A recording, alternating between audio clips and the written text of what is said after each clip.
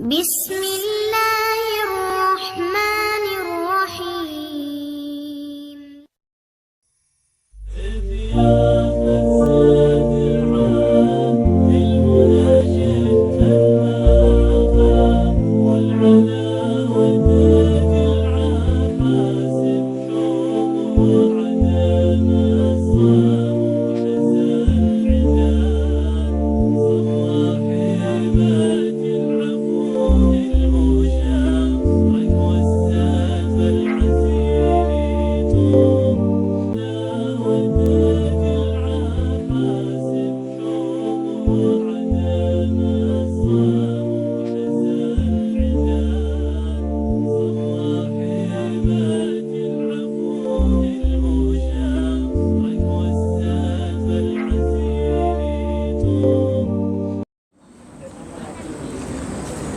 بسم الله الرحمن الرحيم. الحمد لله والصلاة والسلام على رسول الله ما بعد. فقد قال الله تعالى في محكمه التنزيل الفرقان المجيد بعد أعوذ بالله من الشيطان الرجيم. بسم الله الرحمن الرحيم. وإنك لعلى خلق عظيم. صدق الله العظيم. சங்கைக்கும் மரியாதைக்கும் உரிய 89 போன்ஸ் அமைப்பினுடைய தலைவர் உட்பட ஏனைய நிர்வாக சகோதரர்கள், ஏனைய உறுப்பினர்களே மற்றும் இந்த பள்ளிவாசலினுடைய நிர்வாக சபை உறுப்பினர்களே, இங்கு சமூகம் தந்திருக்கக்கூடிய ஏனைய மாணவ சகோதரர்களே, சகோதரிகளே, அல்லாஹ்வுக்கு சுப்ஹானஹு வ தஆலா எங்களினுடைய இந்த ஒன்றுகூடலை ஏற்று கபூல் செய்து கொள்வானாக. பரக்கத்துகள் ஹைர்கள் நிறைந்த ஒரு மஜ்லிஸாக இதனை அல்லாஹ் ஆக்கி அருள்வானாக. நாங்கள் பள்ளிவாசலில் இருக்கக்கூடிய நேரத்தில் பள்ளிவாசலினுடைய ஒழுக்கம் என்பது மேலானது. அதனால் இந்த விடயங்களில் கூடுதல் கவனம் செலுத்தி கொள்ளணும் என்கிற விடயத்தையும் ஞாபகம் ஊட்டிக்கொள்கிறேன். இன்றைய 4வது அமர்வில் குறிப்பாக நாங்கள் பார்க்க இருக்கிற செய்தி, நபி ஸல்லல்லாஹு அலைஹி வஸல்லம் அவர்களினுடைய ஹிஜ்ரத், இஸ்லாத்துக்கென்று சொல்லி ஒரு தனி நாடு அமைகிறது. அதனுடைய தொடரிலே இஸ்லாத்தில் ஏற்பட்ட மிகப்பெரிய முதலாவது போராக இருக்கிற பத்ருடைய யுத்தம், இது குறித்த சில விடயங்களையும் எங்களுக்கு முன்னால் ஞாபகமூட்டப்பட இருக்கிறது. எனவே இந்த விடயங்களை தெளிவான முறையில் விளங்கி கொள்வதற்கு வல்ல நாயன் அல்லாஹ் எனக்கும் உங்களுக்கும் அருள் செய்ய வேண்டும். நான் நேரடியாக என்னுடைய தலைப்புக்குள்ளால் வருகிறேன். 2வது அகபா உடன்படிக்கை நடைபெற்றதற்கு பின்னால் இஸ்லாம் குஃபுரும் மடமையும் அலைமோதி காணப்பட்டிருக்கிற ஒரு பாலைவன பிரதேசத்தினுடைய நடுவில் தனக்கு என்று சொல்லி ஒரு நாடை ஏற்படுத்தி கொள்கிற விடயத்தில் வெற்றி பெற்று விட்டது. நபி ஸல்லல்லாஹு அலைஹி வஸல்லம் முஸ்லீம்களுக்கும் பல வகையான நெருக்கடிகள் ஏற்பட்டது. நபி ஸல்லல்லாஹு அலைஹி வஸல்லம் அவர்களுக்கும் பல வகையான நெருக்கடிகள் ஏற்பட்டது. இந்த சமயத்தில் தான் ரசூலுல்லாஹி ஸல்லல்லாஹு அலைஹி வஸல்லம் முஸ்லீம்களை பார்த்து ஹிஜ்ரத் செல்லக்கூடிய ஒரு விடயத்தை உணர்த்தினார்கள். சஹீஹ் புகாரியினுடைய ரிவாயத்தில் இருக்கிறது, ஸல்லல்லாஹு அலைஹி வஸல்லம் முஸ்லீம்களை பார்த்து சொன்னார்கள், இன்னி உரீது தார ஹிஜ்ரத்திக்கும் தாத்தி நஹ்லின் பைன லாபத்தைன். சொன்னார்கள், நான் நீங்கள் ஹிஜ்ரத் செய்யக்கூடிய ஒரு ஊரை கனவினுடைய நேரத்தில் காண்பிக்கப்பட்டிருக்கிறேன். ஆகையினால் அந்த ஊருக்கு நீங்கள் பயணமாகுங்க என்பதாக சொன்னார்கள். அது மதீனா என்று சொல்லக்கூடிய பகுதி. எனவே இப்படி ஒரு பேச்சு வந்த நேரத்தில் மதீனாவை நோக்கி ஹிஜ்ரத் செல்லக்கூடிய முஸ்லீம்கள் எல்லாம் ஹிஜ்ரத் சென்றார்கள். அதே நேரம் ஹபஷாவுக்கு 2வது தடவை 1வது தடவை ஹிஜ்ரத் செய்தவர்களும் இருந்தார்கள். அவர்களும் ஹபஷாவிலிருந்து மதீனாவை நோக்கி ஹிஜ்ரத் செல்வதற்கு தயாராகி ஹிஜ்ரத்தும் சென்று விட்டார்கள். ஹதரத் அபூபக்கர் ரலியல்லாஹு தஆலா அன்ஹு இவர்கள் மதீனாவை நோக்கி ஹிஜ்ரத் செல்வதற்காக வேண்டி தயாராக இருக்கிற நேரம் நபி ஸல்லல்லாஹு அலைஹி வஸல்லம் ஹதரத் அபூபக்கர் ரலியல்லாஹு தஆலா அவர்களிடத்தில் வந்து சொல்கிறார்கள், எனக்கும் அனுமதி வழங்கப்படும் என்பதை நான் ஆதரவு வைக்கிறேன், அதனால் நீங்கள் கொஞ்சம் தாமதிங்க என்பதாக சொன்னார்கள். ஹதரத் அபூபக்கர் ரலியல்லாஹு தஆலா அன்ஹு, யா ரசூலல்லாஹ், என்னுடைய தாய் தந்தை உங்களுக்கு அர்ப்பணமாகட்டும், உங்களுக்கும் ஹிஜ்ரத் செய்யணும் என்று நீங்கள் ஆதரவு வைக்கிறீங்களா என்று கேட்ட நேரத்தில் நபி ஸல்லல்லாஹு அலைஹி வஸல்லம் ஆம் என்பதாக சொல்கிறார்கள்.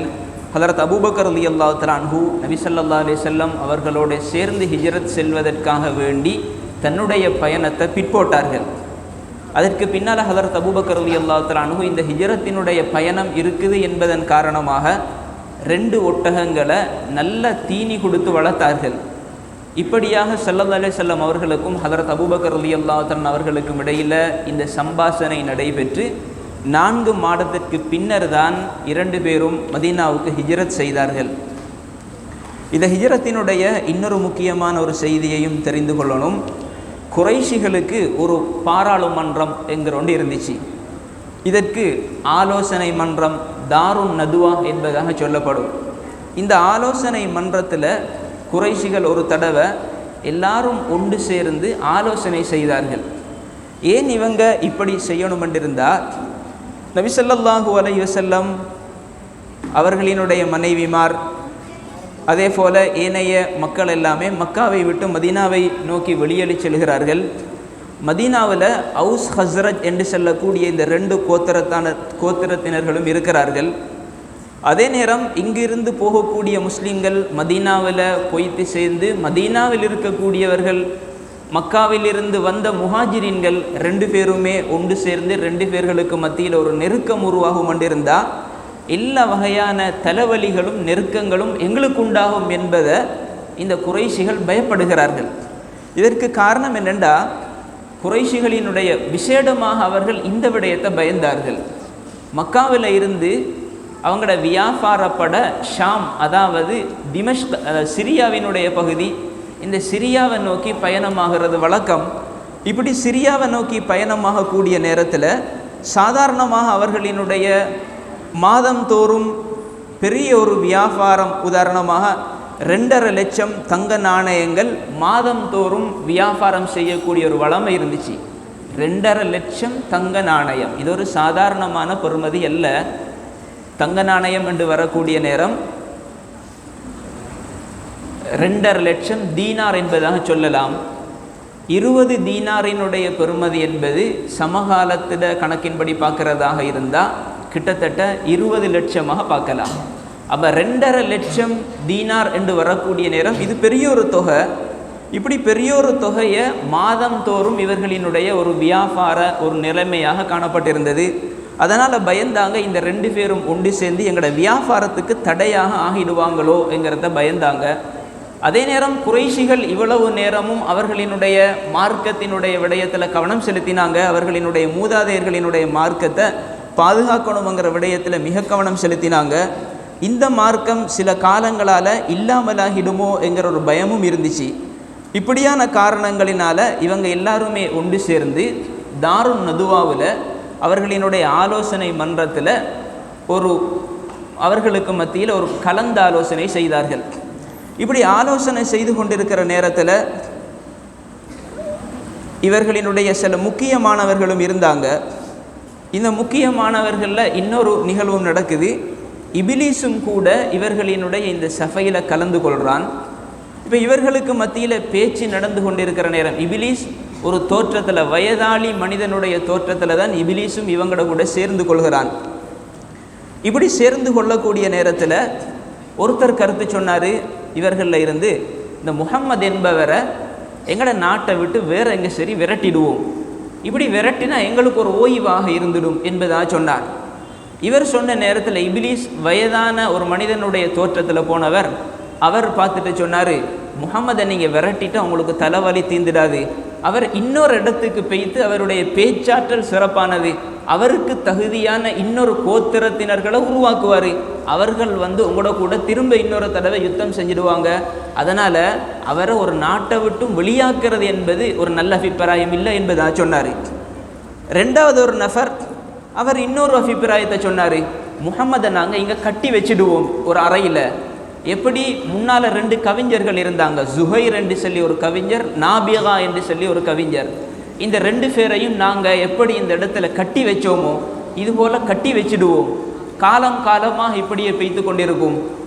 அப்படி போகிற நேரத்தில் அவர் அதற்குள்ளாலேயே இருந்து அப்படியே மடிந்து வைத்திடுவார், அதாவது வஃபாத் ஆகிடுவார். அதனால் இப்படி ஒரு வேலையை செய்வோம் என்கிற ஒரு இடத்திற்கு வந்தாங்க. ஆனாலும் அந்த வயதாளி இபிலீஸாக போனவன் அவன் சொன்னான், இதுவும் ஒரு நல்ல அபிப்பிராயம் இல்லை. ஏனென்றால் முஹம்மதன் நீங்கள் இப்படி கட்டி வச்சிட்டா அவருடைய தோழர்களுக்கு இந்த செய்தி தெரிய வரும் இருந்தால் அவங்க எல்லாரும் வந்து உங்களை தாக்கிடுவாங்க, அவரை கூட்டி கொண்டு போய்த்திடுவாங்க. அதனால் இதுவும் ஒரு நல்ல யோசனை இல்லை என்பதாக சொல்கிறாங்க. மூணாவது, அபூஜஹல் அந்த மஜ்லிஸில் இருந்தவன் அவன் ஒரு கருத்தை சொன்னான், எனக்கு ஒரு அபிப்பிராயம் படுகுது, உங்களுக்குன்னு அந்த அபிப்பிராயம் பட்டிருக்காது என்பதாக சொன்ன நேரத்தில் இருந்தவங்க கேட்டாங்க அது என்ன அபிப்பிராயம். இப்போ அபூஜஹல் சொல்கிறாரு, முஹம்மதை எப்படி சரி கொலை செஞ்சுடுவோம்.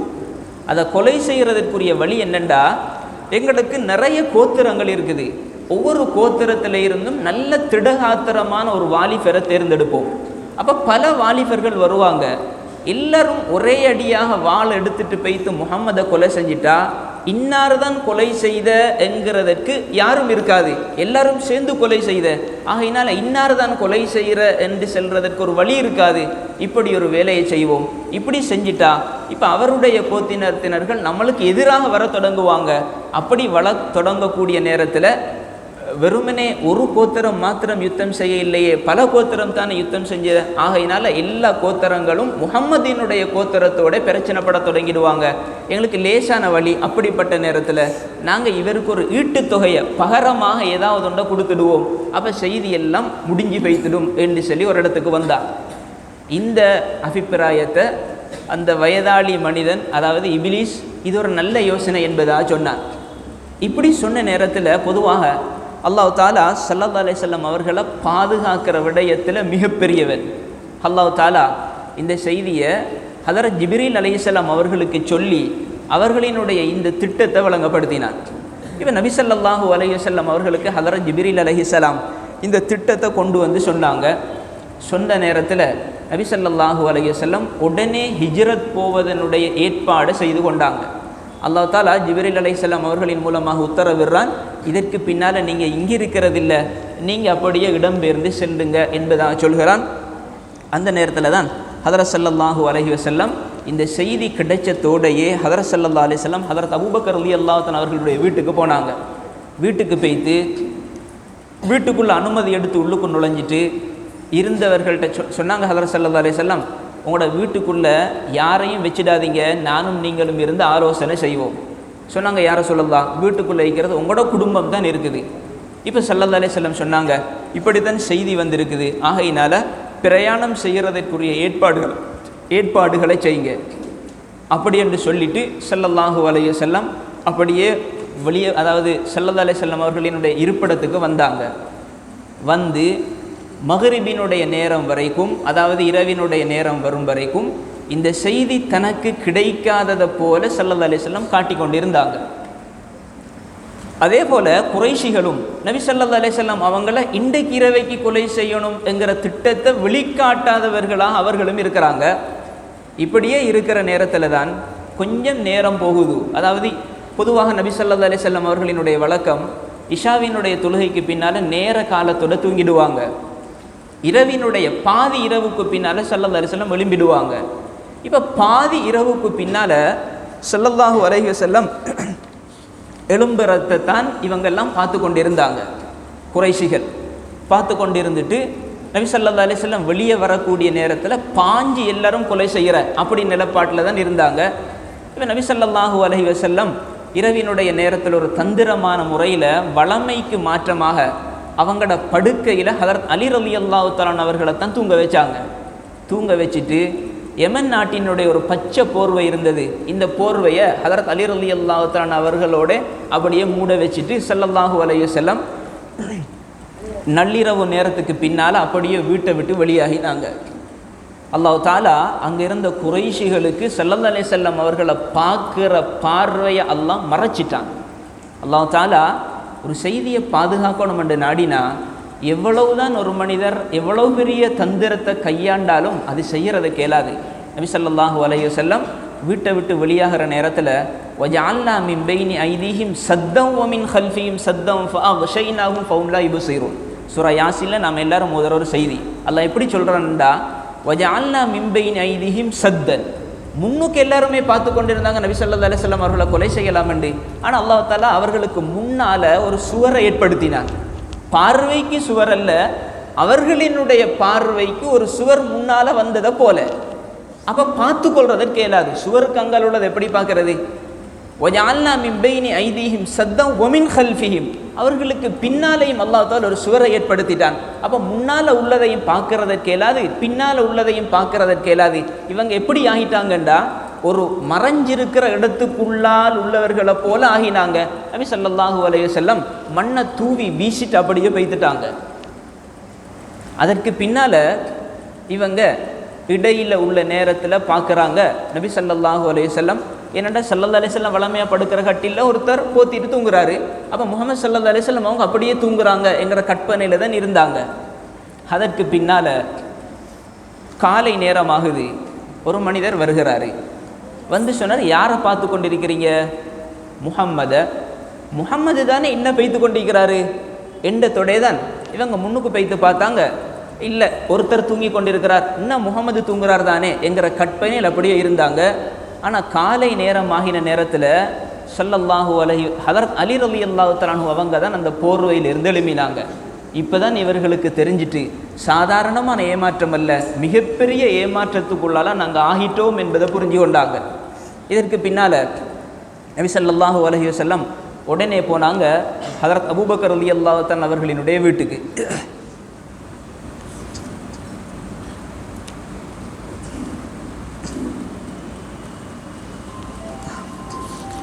ஹதரத் அபூபக்கர் ரலியல்லாஹு தஆலா அவர்களினுடைய வீட்டுக்கு போனதற்கு பின்னால் வீட்டில் இருந்து ஸல்லல்லாஹு அலைஹி வஸல்லம் குகையை நோக்கி வெளியாகினாங்க. ஹதரத் அபூபக்கர் ரலியல்லாஹு தஆலா அவர்களுடைய வீட்டில் இருந்து குகையை நோக்கி வெளியாகிறாங்க.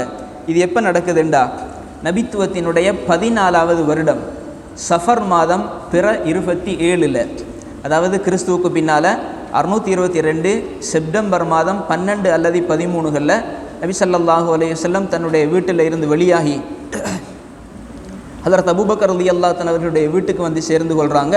இப்படி வீட்டுக்கு வந்து சேர்ந்ததற்கு பின்னால் 2 பேருமே அப்படியே வீட்டை விட்டும் சௌர் குகையை நோக்கி போனாங்க.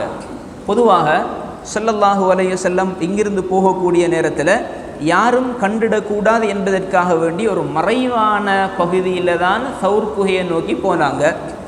சௌர் குகைங்கிறது மக்காவிலிருந்து சுமார் 5 மைல் தொலைதூரத்தில் காணப்படக்கூடிய ஒரு இடம். இந்த சௌர் குகையில் தான் ஸல்லல்லாஹு அலைஹி வஸல்லம் அவர்கள் போய் சேர்ந்தார்கள். இந்த இடம் ஏறுவதற்கு மிக கடினமான, சௌர் மலை என்று சொல்கிறது ஏறுறதற்கு மிக கடினமாக இருக்கக்கூடிய மிகப்பெரிய பாறைகளை கொண்ட ஒரு மலையாக இருந்தது. நபி ஸல்லல்லாஹு அலைஹி வஸல்லம் அந்த இடத்துக்கு போய்த்து சேர்ந்தாங்க. இப்போ 2 பேருமே குகையில் போய் குகைக்குள்ளே நுழையிற சந்தர்ப்பத்தில் ஹதரத் அபூபக்கர் ரலியல்லாஹு தஆலா சொன்னாங்க, யாரை சொல்லலாம், இதற்குள்ளே நீங்கள் முதலாவது நுழையாதீங்க, நான் முதலாவது நுழைகிறேன், போய் பார்க்குறேன், இதற்குள்ளே எப்படி இருக்குதுன்னு தெரியாவே குகையே. அதனால் ஹதரத் அபூபக்கர் ரலியல்லாஹு தஆலா முதலாவது அந்த இடத்துக்கு போய்த்து அந்த இடத்த முழுமையாக சுத்தம் செஞ்சாங்க. சுத்தம் செஞ்சுட்டு சில ஓட்டைகள் இருந்துச்சு, வெடிப்புகள் உள்ள பகுதிகள் இருந்துச்சு.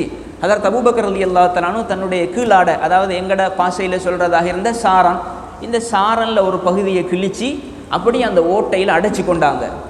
2 ஓட்டைகள் இருந்துச்சு, அடைக்கப்பட முடியாமல் அந்த ஓட்டைகள் அடைக்கப்படணும் என்பதற்காக வேண்டி தன்னுடைய காலினுடைய பகுதியை வச்சு அடைச்சி கொண்டிருந்தாங்க. அடைச்சி கொண்டுட்டு நபி ஸல்லல்லாஹு அலைஹி வஸல்லம் அவர்களை வாங்க யார சொல்லலாம் என்பதை அழைக்கிறாங்க. ஸல்லல்லாஹு அலைஹி வஸல்லம் வந்து ஹதரத் அபூபக்கர் ரலியல்லாஹு தஆலா அவர்களினுடைய மடியில் அப்படியே சாஞ்சி கொண்டாங்க.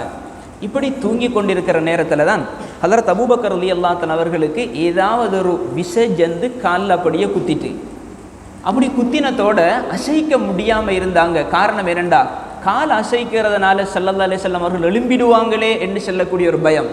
இப்படி இருந்து இந்த வலி அதிகமாகி கொண்டிருக்கிற நேரம் அவர்கள் அறியாமலேயே அவர்களினுடைய கண்ணால் இருந்து ஒரு துளி அப்படியே விழுந்துச்சு ஸல்லல்லாஹு அலைஹி வஸல்லம் அவர்களினுடைய முகத்தில். நபி ஸல்லல்லாஹு அலைஹி வஸல்லம் எழும்பி பார்த்துட்டு என்ன அபூபக்கர் கேட்குறாங்க. அதற்கு பின்னால் ஸல்லல்லாஹு அலைஹி வஸல்லம் அவர்களினுடைய அந்த பரக்கத்தான உமிழ் நீரை எடுத்து ஹதரத் அபூபக்கர் ரலியல்லாஹு தஆலா அவர்களினுடைய கால், அதாவது அந்த குத்துப்பட்ட இடத்துல தடவி விடுகிறாங்க. அந்த வலி அதோடையே போய்விட்டது.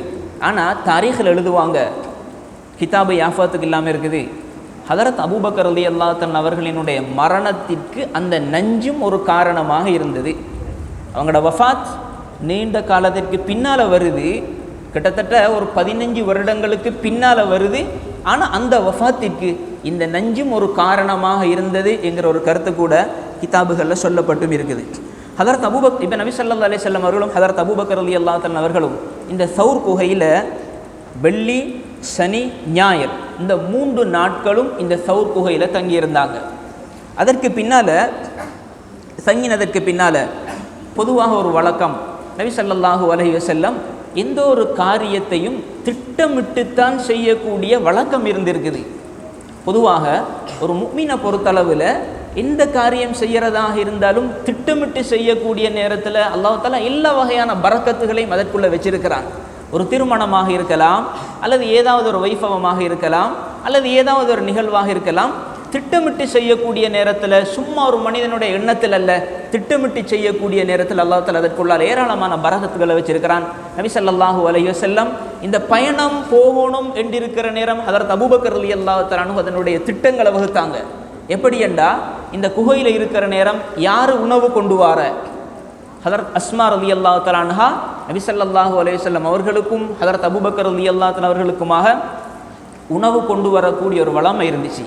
அதே போல் ஸல்லல்லாஹு அலைஹி வஸல்லம் அவர்களுக்கு பால் கொண்டு வாரது ஆமிர் இப்னு ஃபுஹைரா. இவர் காலை நேரத்தில் தன்னுடைய ஆடுகளை அப்படியோ மேய்த்து கொண்டு வருவார்.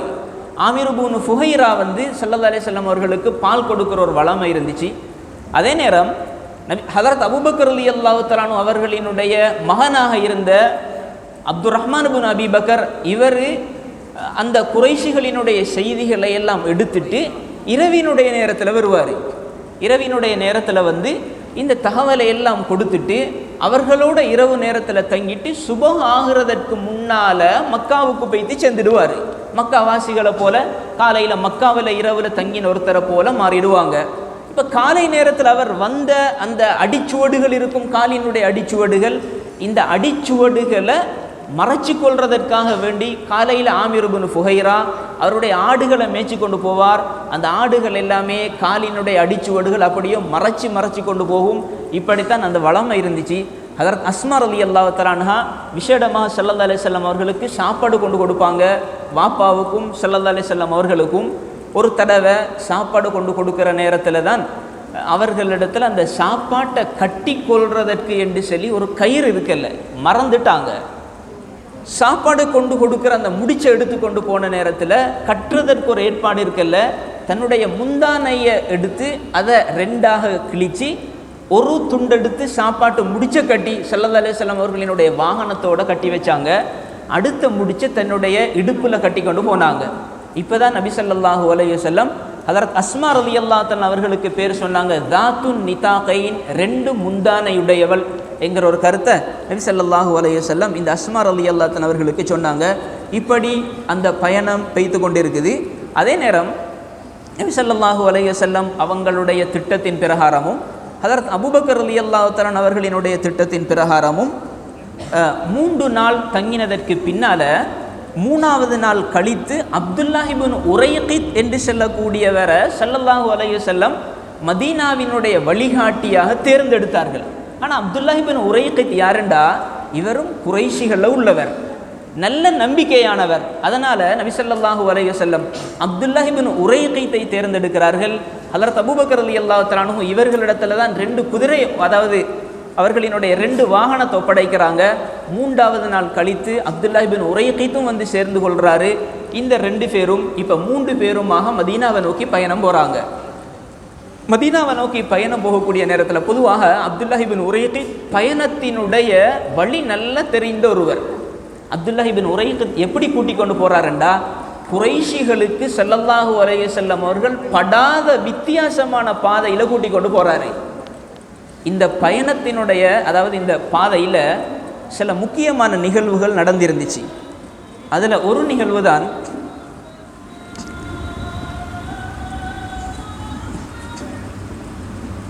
நிகழ்வு தான் அந்த நாள் முழுமையாக பயணம் செஞ்சு அடுத்த நாள் பகலினுடைய நேரம் ஆகக்கூடிய நேரத்தில் கடுமையான வெயிலாக இருந்துச்சு. ஹதரத் அபூபக்கர் ரலியல்லாஹு தஆலா அவர்களும் ஸல்லல்லாஹு அலைஹி வஸல்லம் அவர்களும் ஒரு பெரிய ஒரு மலைக்கு கீழால் ஓய்வெடுத்தாங்க.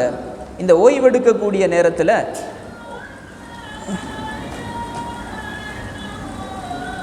ஓய்வெடுக்கிறாங்க. ஸல்லல்லாஹு அலைஹி வஸல்லம் அவர்கள் தூங்குறாங்க. அடுத்த சஹாபி, அதாவது ஹதரத் அபூபக்கர் ரலியல்லாஹு தஆலா அன்ஹு அவர்களுக்கு தூங்குறதற்காக வேண்டி படுக்க விரிப்புகளை ஏற்படுத்தி வச்சு அவர்களுக்குரிய அந்த ஏற்பாடையும் செய்து கொடுக்கிறாரு. அதே நேரத்தில் ஒரு ஆட்டிடையன் வருகிறார். கடைசியாக அந்த ஆட்டிடையனிடத்தில் அனுமதி எடுத்து கொஞ்சம் பாலை கறந்து நபி ஸல்லல்லாஹு அலைஹி வஸல்லம் அவர்களும் குடிச்சு கொள்கிறாங்க. ஹதரத் அபூபக்கர் ரலியல்லாஹு தஆலா அவர்களும் குடிச்சு கொண்டாங்க. இப்படி ஒரு நிகழ்வும் நடந்துச்சு. ரெண்டாவது நிகழ்வு தான் இதில் முக்கியமாக சொல்லப்பட வேண்டிய ஒரு நிகழ்வை சொல்கிறேன். ரெண்டாவது ஒரு நிகழ்வு தான் சுராக்கத் இப்னு மாலிக் என்று சொல்லக்கூடிய ஒரு மனிதர். இவர் நபி ஸல்லல்லாஹு அலைஹி வஸல்லம் அவர்களையும் ஹதரத் அபூபக்கர் ரலியல்லாஹு தஆலா அவர்களையும் கைது செய்யணும் என்பதற்காக வேண்டி வந்து கொண்டிருந்தார். ஏன் காரணம் என்றால், குறைஷிகள் மிச்சம் 3 நாளாக கடுமையான தேடுதல் நடத்தினாங்க. நபி ஸல்லல்லாஹு அலைஹி வஸல்லம் ஹிரா குகையில் இருந்த அந்த 3 நாளும் மிச்சம் தேடுதல் நடத்தினாங்க. 3 நாளும் ஸல்லல்லாஹு அலைஹி வஸல்லம் அவர்கள் பிடிபட இல்லை, 3 நாளும் கிடைக்க இல்லை. அல்லாஹ் தாலா அந்த 3 நாளைக்குள்ளால ஏராளமான பல பாதுகாப்புகளை வழங்கினான். எவ்வளவு தூரம் இருக்குதுண்டா, தேடிக்கொண்டு வந்தாங்க, பல நபர்கள் அனுப்பினாங்க. மதீனாவில் இருந்து வெளியாகிற எல்லா பாதைக்கும் இராணுவ படைகள் அனுப்பி வச்சாங்க. எல்லா படையும் தேடியது. ஒரு படை ஹிரா அந்த சௌரினுடைய குகை வரைக்கும் வந்தது, கிட்ட வந்துட்டாங்க. தாரீഖினுடைய சில கிதாபுகள் இருக்குது. அவங்க வந்த நேரத்தில் அல்லாஹ் தஆலா அந்த சௌர் குகையை சூழ சிலந்தி வலையை ஏற்படுத்தி வச்சிருந்தார். சிலந்தி வலை எப்படி என்றா, ஒரு நீண்ட காலத்துக்கு முன்னால சிலந்தி தன்னுடைய வலையின், அதாவது ஒரு கட்டி இருந்த வலையை போல இருந்துச்சு. வந்து பார்த்துட்டு ஒரு மனிதர் வருகிறாரு. ஹதரத் அபூபக்கர் ரலியல்லாஹு தஆலா சொல்றாங்க, புகாரி ஷரீஃபுடைய ரிவாயத், இந்த மனிதர் மாத்திரம் தலையை கீழே குனிஞ்சிட்டாருண்டா நாங்கள் வழங்கிடுவோமே யார சொல்லலாம். அப்படி சொன்ன நேரத்தில் நபி ஸல்லல்லாஹு அலைஹி வஸல்லம் சொன்னாங்க, அப்படி சொல்லாதீங்க, அல்லாஹ் தாலா அதாவது 3வது நஃபராக அல்லாஹ் தாலா எங்கட கூட இருக்கிறான் என்பதாக சொன்னாங்க.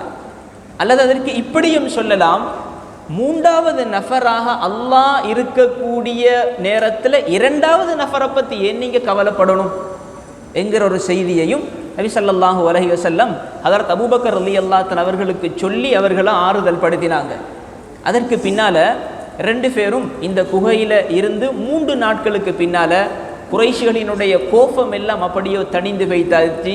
அவர்களினுடைய அந்த நெருப்பாக இருந்த வெறி அப்படியோ அணைந்து பெய்தாச்சு. இதை ஸல்லல்லாஹு அலைஹி வஸல்லம் விளங்கினதற்கு பின்னால் தான் சௌர் குகையில் இருந்து பயணமானாங்க. இதுவும் ஒரு செய்தியாக காணப்பட்டிருந்துச்சு. இந்த நேரத்தில் தான் குறைஷிகள் சொன்னாங்க, இனி தேடி கண்டுபிடிக்கிறதுக்கு வழி இல்லாத நேரத்தில் ஒரு பொது அறிவித்தல் விடுத்தாங்க. யாரெல்லாம் முஹம்மதையோ அல்லது அபூபக்கரையோ 2 பேரில் யார் சரி ஒருவரை எங்களிடத்தில் உயிராக கொண்டு வந்தாலும் சரி அல்லது மௌத்தான நிலைமையில் கொண்டு வந்தாலும் சரி, 2 பேரில் ஒவ்வொரு தலைக்கும் 100 ஒட்டகங்கள் கொடுக்கிறதாக வாக்களித்தாங்க. இதை அடைஞ்சு கொள்ளணும் என்கிறதற்காக வேண்டித்தான் சுராக்கத் இப்னு மாலிக் அல் ஜுஷும் என்று சொல்லக்கூடியவர் ஓடி வருகிறாரு. இவர் வருகிறாரு.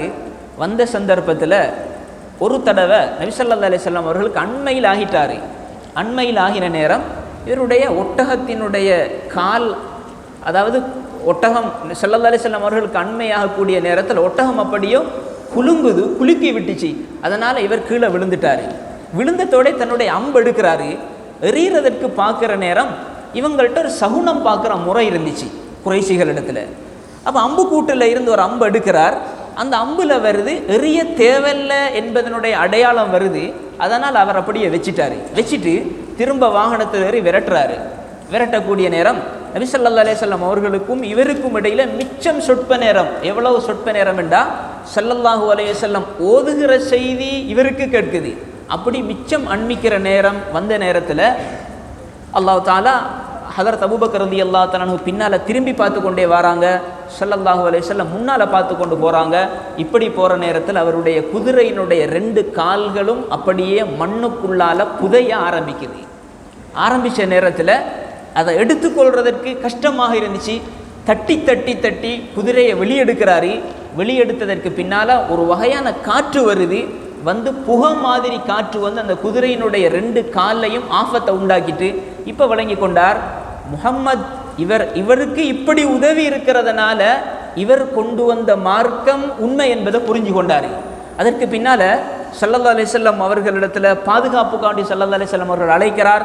நபி ஸல்லல்லாஹு அலைஹி வஸல்லம் பாதுகாப்பை வழங்கினாங்க. அதற்கு பின்னால் சுராக்கத் இப்னு மாலிக் எப்படி ஆகிட்டாருண்டா, நபி ஸல்லல்லாஹு அலைஹி வஸல்லம் அவர்களை விரட்டக்கூடிய, அதாவது அவர்களை தேடி யார் சரி வந்தா, இந்த சன்மானத்தை அடையணுங்கிறதற்காக வேண்டி யார் சரி வந்தா அவர்களிடத்தில் சொல்லுவார், நான் இந்த பாதையில் பார்த்துட்டேன், முகம்மது அண்ட காணல என்பதா சொல்லி அந்த செய்தி அப்படியே மறைச்சிடுவார். அவ்வளவு தூரம் சுராக்கத் இப்னு மாலிக் அப்படி நடந்து கொண்டார். ஆனால் ரிவாயத்துகளில் பின்னால் வருது, நபி ஸல்லல்லாஹு அலைஹி வஸல்லம் சுராக்கத் இப்னு மாலிக்கினுடைய விடயத்தில் ஒரு விசேஷமான செய்தியை சொன்னாங்க. அந்த ஆச்சரியத்தை ஹதரத் உமர் ரலியல்லாஹு தஆலா அவருடைய ஆட்சி காலம் என்று நினைக்கிறேன், அல்லது அதற்கு பின்னால் உள்ள காலம் என்று நினைக்கிறேன், கிஸ்ராவினுடைய 2 காப்புகள் அவருக்கு கொடுக்கப்பட்டுச்சு. இது ஸல்லல்லாஹு அலைஹி வஸல்லம் அவர்களினுடைய ஒரு முக்கியமான முஅஜிஸா அப்படியான ஒன்றாகவும் இருந்துச்சு. இது இப்படியான ஒரு நிகழ்வும் நடந்துச்சு. இப்படியே வைத்து கொண்டிருக்கிற நேரம் நிறைய நிகழ்வுகளை சொல்லி கொண்டிருக்கலாம். அதில் இன்னொரு முக்கியமான ஒரு செய்தி தான், இடையில நபி ஸல்லல்லாஹு அலைஹி வஸல்லம் அவர்களை கண்டவங்க நபி ஸல்லல்லாஹு அலைஹி வஸல்லம் அவர்களுக்கு வெண்மையான ஆடையை அணிவிச்சாங்க. அந்த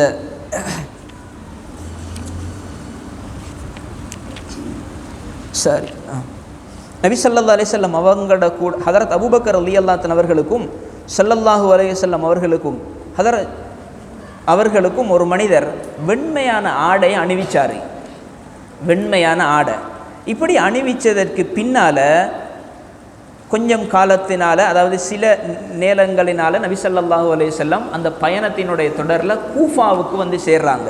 கூஃபான்னு சொல்கிறது, கூஃபாவுக்கு எப்போ வந்து சேர்ந்து கொண்டாங்கண்டா, நபித்துவத்தினுடைய 14வது வருடம், அதாவது இந்த ஹிஜ்ரத்தில் இருந்து தான் ஹிஜ்ரி வருடம் என்பது ஆரம்பிக்கப்படுகிறது.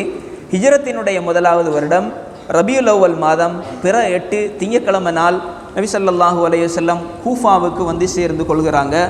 கூஃபாவுக்கு வந்து சேர்ந்ததற்கு பின்னால் பொதுவாக கூஃபாவாசிகளினுடைய ஒரு வழக்கம் இருக்கும். எப்படி என்றால், நபி ஸல்லல்லாஹு அலைஹி வஸல்லம், மன்னிச்சு கொள்ளுங்க, மக்கா வாசிகளுக்கு ஒரு வளமை இருந்துச்சு. நபி ஸல்லல்லாஹு அலைஹி வஸல்லம் மக்காவில் இருந்து வெளியாகிட்டாங்க என்ற செய்தி கிடைச்சதுக்கு பின்னால் ஒவ்வொரு நாளைக்கும் மதீனாவில் இருந்து வெளியே இருக்கிற ஹர்ராங்கிற இடத்திற்கு ஒவ்வொரு நாளைக்கும் வருவாங்க. ஒவ்வொரு நாள் காலையில் வந்து பகல் நேரம் வரும் வரைக்கும் இருப்பாங்க. மதீனாவினுடைய கடுமையான வெயில் வரக்கூடிய நேரத்தில் அதற்கு பின்னால் அப்படியே திரும்பி பெய்திடுவாங்க. இதுதான் வளமையாக இருந்துச்சு. இப்படியான ஒரு காலப்பகுதி வந்த நேரத்தில் ஒரு தடவை ஒரு யூதர்களில் ஒரு மனிதர் அவருடைய பெரிய ஒரு கோட்டையில் ஏறுகிறாரு.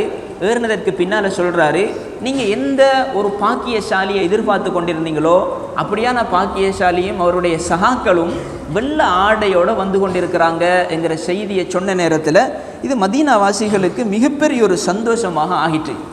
இப்போ இவங்க இந்த குதூகலத்தோடு நபி ஸல்லல்லாஹு அலைஹி வஸல்லம் அவர்களை, அதாவது நபி ஸல்லல்லாஹு அலைஹி வஸல்லம் அவர்களை சந்திக்கணும் என்கிறதற்காக வேண்டி பெரியொரு குதூகலத்தோடே ஸல்லல்லாஹு அலைஹி வஸல்லம் அவர்கள்ட்ட வருகிறாங்க. வந்து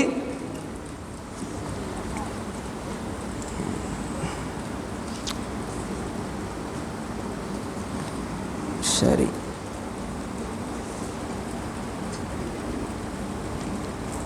சரி இப்படியே வந்து சேர்றாங்க.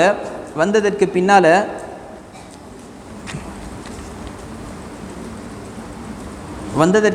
ஸல்லல்லாஹு அலைஹி வஸல்லம் கூஃபாவில் 4 நாட்கள் மொத்தம் தங்கியிருந்தாங்க. திங்கக்கிழமை நாள், செவ்வாய், புதன், வியாழன் ஆகிய 4 நாட்களும் தங்கியிருந்தாங்க. இந்த கூஃபாவில் ஸல்லல்லாஹு அலைஹி வஸல்லம் அவர்கள் வந்ததற்கு பின்னால் ஒரு பள்ளிவாசலை நிறுவினாங்க. இந்த பள்ளிவாசலை பற்றி அல்லாஹ் தஆலா குர்ஆனில் சொல்கிறான், உஸ்ஸிஸ அல தக்வா, நபித்துவத்துக்கு பின்னால் இறையச்சத்தின் மீது அமைக்கப்பட்ட முதலாவது பள்ளிவாசல் என்பதாக அல்லாஹ் தஆலா குர்ஆனில் குறிப்பிட்டு சொல்கிறான். இதில் கருத்து வேற்றுமைகள் இருக்குது, இருந்தாலும் கூட இதுவும் ஒரு கருத்தாக இருக்குது. இந்த கூஃபாவினுடைய பள்ளிவாசல் என்கிற ஒரு கருத்தும் இருக்குது. நபி ஸல்லல்லாஹு அலைஹி வஸல்லம் இப்படி இந்த பள்ளிவாசலை நிறுவினாங்க. அதற்கு பின்னால் கூஃபாவில் மொத்தமாக 4 நாட்கள் ஸல்லல்லாஹு அலைஹி வஸல்லம் அவர்கள் தங்கியிருந்தாங்க. அதற்கு பின்னால் கூஃபாவில் இருந்து ஸல்லல்லாஹு அலைஹி வஸல்லம் பயணம் செய்து கொண்டிருக்கிற நேரம், அதாவது வெள்ளிக்கிழமையினுடைய நாள் ஸல்லல்லாஹு அலைஹி வஸல்லம் பயணம் செய்யக்கூடிய நேரத்தில் பத்னுல் வாதி, வெள்ளிக்கிழமையினுடைய நாள் பயணம் செய்து ஸல்லல்லாஹு அலைஹி வஸல்லம் மதீனாவுக்கு போய்த்து சேர்றாங்க. மதீனாவுக்கு போய் சேர்ந்தாங்க. இப்படி ஸல்லல்லாஹு அலைஹி வஸல்லம் மதீனாவுக்கு போய் சேர்ந்ததற்கு பின்னால் மதீனாவினுடைய பேரிலே ஒரு மாற்றம் உண்டாகுது. இவ்வளவு காலமும் எஸ்ரிப் என்கிற பேரில் இருந்த மதீனா இப்பொழுது மதீனத்துர் ரசூல் என்று சொல்லக்கூடிய பேரில் மாறுது. மதீனத்துர் ரசூல் என்பது ரசூலுல்லாவினுடைய பட்டணம் என்பதுதான் இதனுடைய கருத்து. அதற்கு பின்னால் அதை சுருக்கமாக சொல்லணும் என்பதற்காக வேண்டி மதீனா மதீனா என்பதாக சுருக்கமாக அழைக்கக்கூடிய ஒரு வளமையும் இருந்துச்சு. இப்படி ஸல்லல்லாஹு அலைஹி வஸல்லம் அவர்கள் மதீனாவுக்கு வந்து சேர்றாங்க. மதீனாவுக்கு வந்து சேர்ந்ததற்கு பின்னால் ஸல்லல்லாஹு அலைஹி வஸல்லம் அவர்களினுடைய ஒட்டகம் வந்து கொண்டிருந்தது. நபி ஸல்லல்லாஹு அலைஹி வஸல்லம் அவர்களினுடைய ஒட்டகத்தை மதீனாவாசிகள் மிச்சம் ஆரவாரத்தோடு பல பாடல்களை பாடி ஸல்லல்லாஹு அலைஹி வஸல்லம் அவர்களை வரவேற்றாங்க. வரவேற்று எல்லாரும் விரும்பினது நபி ஸல்லல்லாஹு அலைஹி வஸல்லம் அவங்க எந்த வீட்டில் வந்து தங்கணும் என்கிறத தான் விரும்பினாங்க. ஆனால் மதீனாவாசிகளினுடைய நிலையை பொறுத்தா பெரிய அளவுக்கு பொருளாதாரத்தினுடைய விடயத்தில் முன்னேறினவங்க இல்லை. எல்லாரும் விரும்பினாங்க நபி ஸல்லல்லாஹு அலைஹி வஸல்லம் அவங்க எந்த வீட்டுக்கு வந்து தங்கிடணும் என்கிறத தான் விரும்பினாங்க. சொன்னாங்க, யார் சொல்லலாம், உங்களுக்கு பாதுகாப்பு இருக்குது, ஆயுதம் இருக்குது, என்ன வகையான நொம்பலங்களும் வாரத்திலிருந்து தடையை நாங்கள் விதித்து வச்சிருக்கிறோம், அதனால் நீங்கள் எங்கட வீடுகளை வந்து தங்கி கொள்ளலாம் என்பதா சொன்ன நேரம் நபி ஸல்லல்லாஹு அலைஹி வஸல்லம் அவர்களுக்கு ஒரு விருப்பமாக இருந்தது. ஸல்லல்லாஹு அலைஹி வஸல்லம் அவர்களினுடைய மாமாமாராக ஆகிய தாய் வழி மாமன்மாராக ஆகிய பனு நஜ்ஜார் கோத்தரத்தார்களில் தங்கணும் என்பதுதான் ஸல்லல்லாஹு அலைஹி வஸல்லம் அவர்களுக்கு ஒரு விருப்பமாக இருந்துச்சு. இப்போ ஸல்லல்லாஹு அலைஹி வஸல்லம் அவர்களினுடைய ஒட்டகம் அப்படியோ பயணம் செய்து கொண்டிருந்து ஒரு தடவை ஓரிடத்தில் அப்படியே பயணம் செய்து ஓரிடத்தில் முந்தாலிட்டு கொண்டது. அதாவது காலம் அடித்து உட்காந்துச்சு. அதற்கு பின்னால் கொஞ்சம் நேரத்தில் மீண்டும் எழும்பி கொஞ்சம் தூரம் போணுச்சு. தூரம் பெய்த்து அடுத்த தடவையும் வந்து அதே இடத்துல ஆரம்பமாக இருந்த இடத்துல தான் இருந்து கொண்டுச்சு. இந்த நபி ஸல்லல்லாஹு அலைஹி வஸல்லம் அவர்களினுடைய ஒட்டகம் எந்த இடத்துல இருந்துச்சோ அந்த இடத்துல கட்டப்பட்டிருக்கிற பள்ளிவாசல் தான் மஸ்ஜிது நபவி. இன்றைக்கு இருக்கிற மஸ்ஜிது நபவி அந்த இடத்துல தான் கட்டப்பட்டிருந்துச்சு. நபி ஸல்லல்லாஹு அலைஹி வஸல்லம் அவர்களுடைய ஒட்டகம் இருந்துச்சு. அதே நேரம் அந்த நேரத்தில் நபி ஸல்லல்லாஹு அலைஹி வஸல்லம் மதீனா வார நேரம் அந்த நேரத்தில் பள்ளிவாசல் இருக்க இல்லை. ஆனால் ஸல்லல்லாஹு அலைஹி வஸல்லம் அவர்கள் கேட்டாங்க, என்னுடைய குடும்பத்தார்களுடைய வீடுகளுக்குள்ளால் எது மிச்சம் நெருக்கமான வீடாக இருக்குது என்று கேட்ட நேரத்தில் ஹதரத் அபு அய்யூப் அன்சாரி ரலியல்லாஹு தஆலா சொன்னாங்க, யார சொல்லலாம், எந்த வீடு தான் மிச்சம் நெருக்கமாக இருக்குது. அதனால் ஸல்லல்லாஹு அலைஹி வஸல்லம் ஹதரத் அபு அய்யூப் அல் அன்சாரி ரலியல்லாஹு தஆலா அவர்களினுடைய வீட்டில் தான் வைத்து தங்கி இருந்தாங்க. அபு அய்யூப் அல் அன்சாரி ரலியல்லாஹு தஆலா அந்த நேரத்தில் இப்படியான ஒரு முறையையும் கையாண்டார். எல்லா சஹாபாக்களும் அவர்களினுடைய வீட்டுக்கு ஸல்லல்லாஹு அலைஹி வஸல்லம் அவர்களை விரும்பி எடுத்துக்கொள்கிற நேரத்தில் ஹதரத் அபு அய்யூப் அல் அன்சாரி நபி ஸல்லல்லாஹு அலைஹி வஸல்லம் அவர்களினுடைய அதாவது பொருட்களை, அவங்களோட பயணத்தினுடைய பொருட்களை எல்லாம் வீட்டுக்கு எடுத்துக்கொண்டு போய்த்துட்டாரு. நபி ஸல்லல்லாஹு அலைஹி வஸல்லம் சொன்னாங்க, அல் மர்உ மா ரஹ்லிஹி, ஒரு மனிதர் அவருடைய பொருட்களோடு தான் இருக்கணும், அந்த இடம் தான் அவருக்கு பொருத்தமான இடம் என்பதா சொல்லிட்டு ஸல்லல்லாஹு அலைஹி வஸல்லம் அபு அய்யூப் அல் அன்சாரி ரலியல்லாஹு தஆலாவுடைய வீட்டில் தான் ஸல்லல்லாஹு அலைஹி வஸல்லம் போய்த்து சேர்றாங்க. அதற்கு பின்னால் நபி ஸல்லல்லாஹு அலைஹி வஸல்லம் மதீனாவுக்கு சேர்ந்த நேரத்தில் மதீனாவினுடைய சில முக்கியமான நிகழ்வுகளை நாங்கள் எல்லாரும் தெரிஞ்சு கொள்ள வேண்டி இருக்குது. நபி ஸல்லல்லாஹு அலைஹி வஸல்லம் அவர்களினுடைய மதீனாவினுடைய வாழ்க்கையை 3 கட்டங்களாக பிரித்து பார்க்கலாம். ஒரு கட்டம் இருக்குது, இஸ்லாமிய சமூகத்திற்காக வேண்டி அடித்தளம் அமைச்சாங்க. இஸ்லாமிய அழைப்பு பணி உறுதிப்படுத்தப்படணும் என்கிற விடயத்தில் மிக கவனம் செலுத்தினாங்க. இது ஸல்லல்லாஹு அலைஹி வஸல்லம் அவர்களினுடைய மதீனாவினுடைய 10 வருட காலத்திற்குள்ளால் அவர்கள் செய்த மிக முக்கியமான ஒரு விடயம். 2வது விடயம், ஸல்லல்லாஹு அலைஹி வஸல்லம் குழுக்களை வரவேற்றாங்க. 2வது விடயம் தான் நபி ஸல்லல்லாஹு அலைஹி வஸல்லம் சில ஒப்பந்தங்கள் செஞ்சு கொண்டாங்க. முஸ்லீம்களோடையும் ஒப்பந்தம் செஞ்சு கொண்டாங்க, முஸ்லீம்கள் அல்லாத ஏனையவர்களுடையும் ஒப்பந்தம் செஞ்சு கொண்டாங்க. இப்படி ஒப்பந்தங்கள் செய்து இஸ்லாத்தினுடைய இந்த பிரச்சாரத்தை மேன்மைப்படுத்தி ஏனைய சதித்திட்டங்களை எல்லாம் ஸல்லல்லாஹு அலைஹி வஸல்லம் இல்லாமல் செய்தார்கள். இதுவும் அவர்களினுடைய இந்த 10 வருடங்களுக்குள்ளால் நடைபெற்ற மிக முக்கியமான நிகழ்வு. அதே போல் 3வது விடயம் தான் ஸல்லல்லாஹு அலைஹி வஸல்லம் பல குழுக்களை வரவேற்று அல்லாஹ் தாலாவினுடைய மார்க்கத்தின் பக்கம் மக்களை கூட்டம் கூட்டமாக அழைக்கிறாங்க. அதுவும் வெற்றியுள்ள ஒன்றாக மாறுது. அதாவது ஃபத்ஹ் மக்கா என்று சொல்லக்கூடிய ஒன்றில் அப்படிப்பட்ட ஒரு காட்சியும் காணப்பட்டிருந்தது. மதீனாவை பொறுத்தளவில் மதீனாவில் வாழ்ந்த நபி ஸல்லல்லாஹு அலைஹி வஸல்லம் போகிற நேரத்தில் மதீனாவில் 3 வகையான சாரார்கள் இருந்தாங்க. ஒரு சாரார் முஸ்லீம்களாக இருந்தவர்கள், அதாவது ஸல்லல்லாஹு அலைஹி வஸல்லம் அவர்களினுடைய சஹாபாக்கள் என்பதாக சொல்லப்பட்டவர்கள். 2வது சாரார் மதீனாவினுடைய ஒரு பூர்வீக குடியாக காணப்பட்டவர்கள். இவங்க இதுவரைக்கும் முஸ்லீம்களாக வரையில் முஷ்ரிக்குகளாக தான் இருந்தாங்க. 3வது சாரார் யூதர்களாக இருந்தவர்கள். இப்படி மொத்தம் 3 சாரார் ஸல்லல்லாஹு அலைஹி வஸல்லம் மதீனாவுக்கு போகிற நேரத்தில் 3 சாரார்கள் இருந்தாங்க.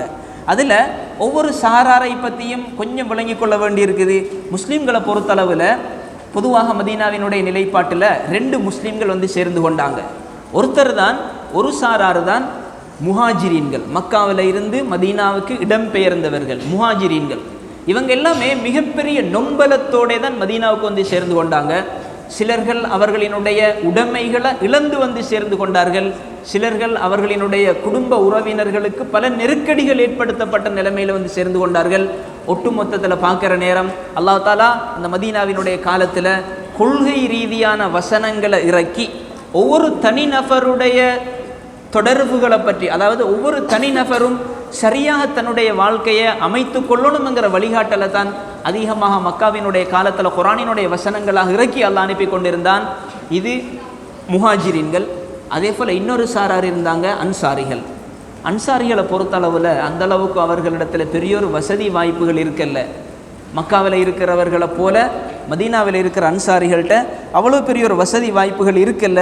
இருந்தாலும் கூட தன்னுடைய எல்லா வகையான விடயங்களையும் இந்த முஹாஜிரீன்களுக்காக வேண்டி அன்பளிப்பு செய்ய தொடங்கினாங்க அப்படிப்பட்ட சஹாபாக்கள். 2வது ஒரு சாரார் தான் இவங்க பூர்வீக குடிகள், மதீனாவினுடைய பூர்வீக குடிகளாக இருந்தவங்க, அதுவரைக்கும் முஷ்ரிக்குகளாக இருந்தவர்கள். ஆனால் அவர்கள் பின்னால் உள்ள காலங்களில் இஸ்லாத்தை ஏற்றுக்கொண்டாங்க. அதுவரைக்கும் அவர்கள் ஏன் இஸ்லாத்தை ஏற்றுக்கொள்ளலை என்கிற ஒரு கேள்வி இருக்குது. அவங்களோட மூதாதையர்களினுடைய மார்க்கத்தில் இருந்ததுனால அந்த மார்க்கத்தை விட்டு விடுவதா அல்லது ஸல்லல்லாஹு அலைஹி வஸல்லம் அவர்கள் கொண்டு வந்த மார்க்கத்தை பொருந்தி கொள்வதா என்கிற ஒரு தடமாற்றமான நிலையில் தான் இருந்தாங்க. அதற்கு பின்னால் அவர்களும் இஸ்லாத்துக்குள்ளே வந்து கொண்டாங்க. 3வது ஒரு சாரார் இருந்தவர்கள் தான் யூதர்கள். இந்த யூதர்களை பொறுத்தளவில்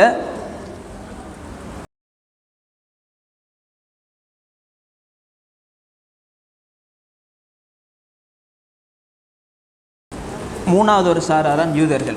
நபி ஸல்லல்லாஹு அலைஹி வஸல்லம் மதீனாவுக்கு வரக்கூடிய நேரத்தில் 3 வகையான யூதர்கள் இருந்தாங்க. ஒன்று பனு நதீர், 2வது பனு கைனுகா, 3வது பனு குரைலா. இந்த 3 பேருமே மதீனாவில் காணப்பட்ட 3 யூத கோத்தரமாக இருந்துச்சு.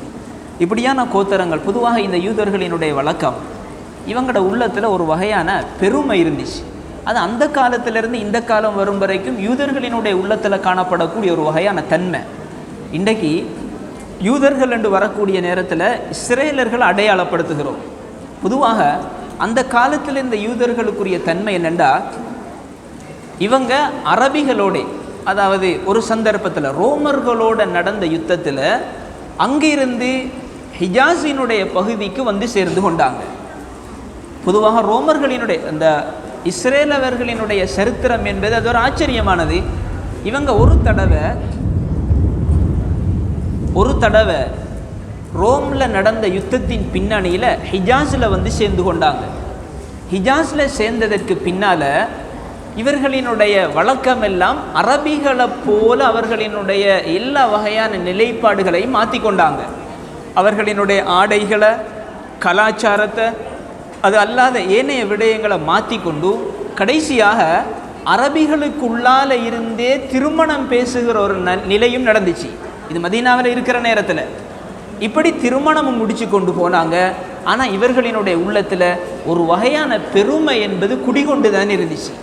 இவர்கள் யூதர்கள், இவர்கள் கண்ணியமானவர்கள், மேன்மையானவர்கள் என்று சொல்லக்கூடிய ஒரு பெருமை இவர்களினுடைய உள்ளத்தில் ஆரம்பத்தில் இருந்து கொண்டே இருந்துச்சு. அதனால் வெளிரங்கத்தில் இல்லாமல் உள்ரங்கத்தில் இருந்து முஸ்லீம்களை எதிர்த்து கொண்டு இருந்தாங்க. ஆனால் வெளிரங்கத்தில் அந்த எதிர்ப்பை காட்டலை.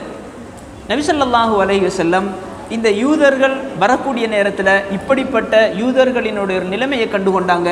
யூதர்களினுடைய விசேடமான ஒரு பொருளாதாரமாக இருந்தது தான் வட்டி என்று சொல்லக்கூடிய பொருளாதார முறை.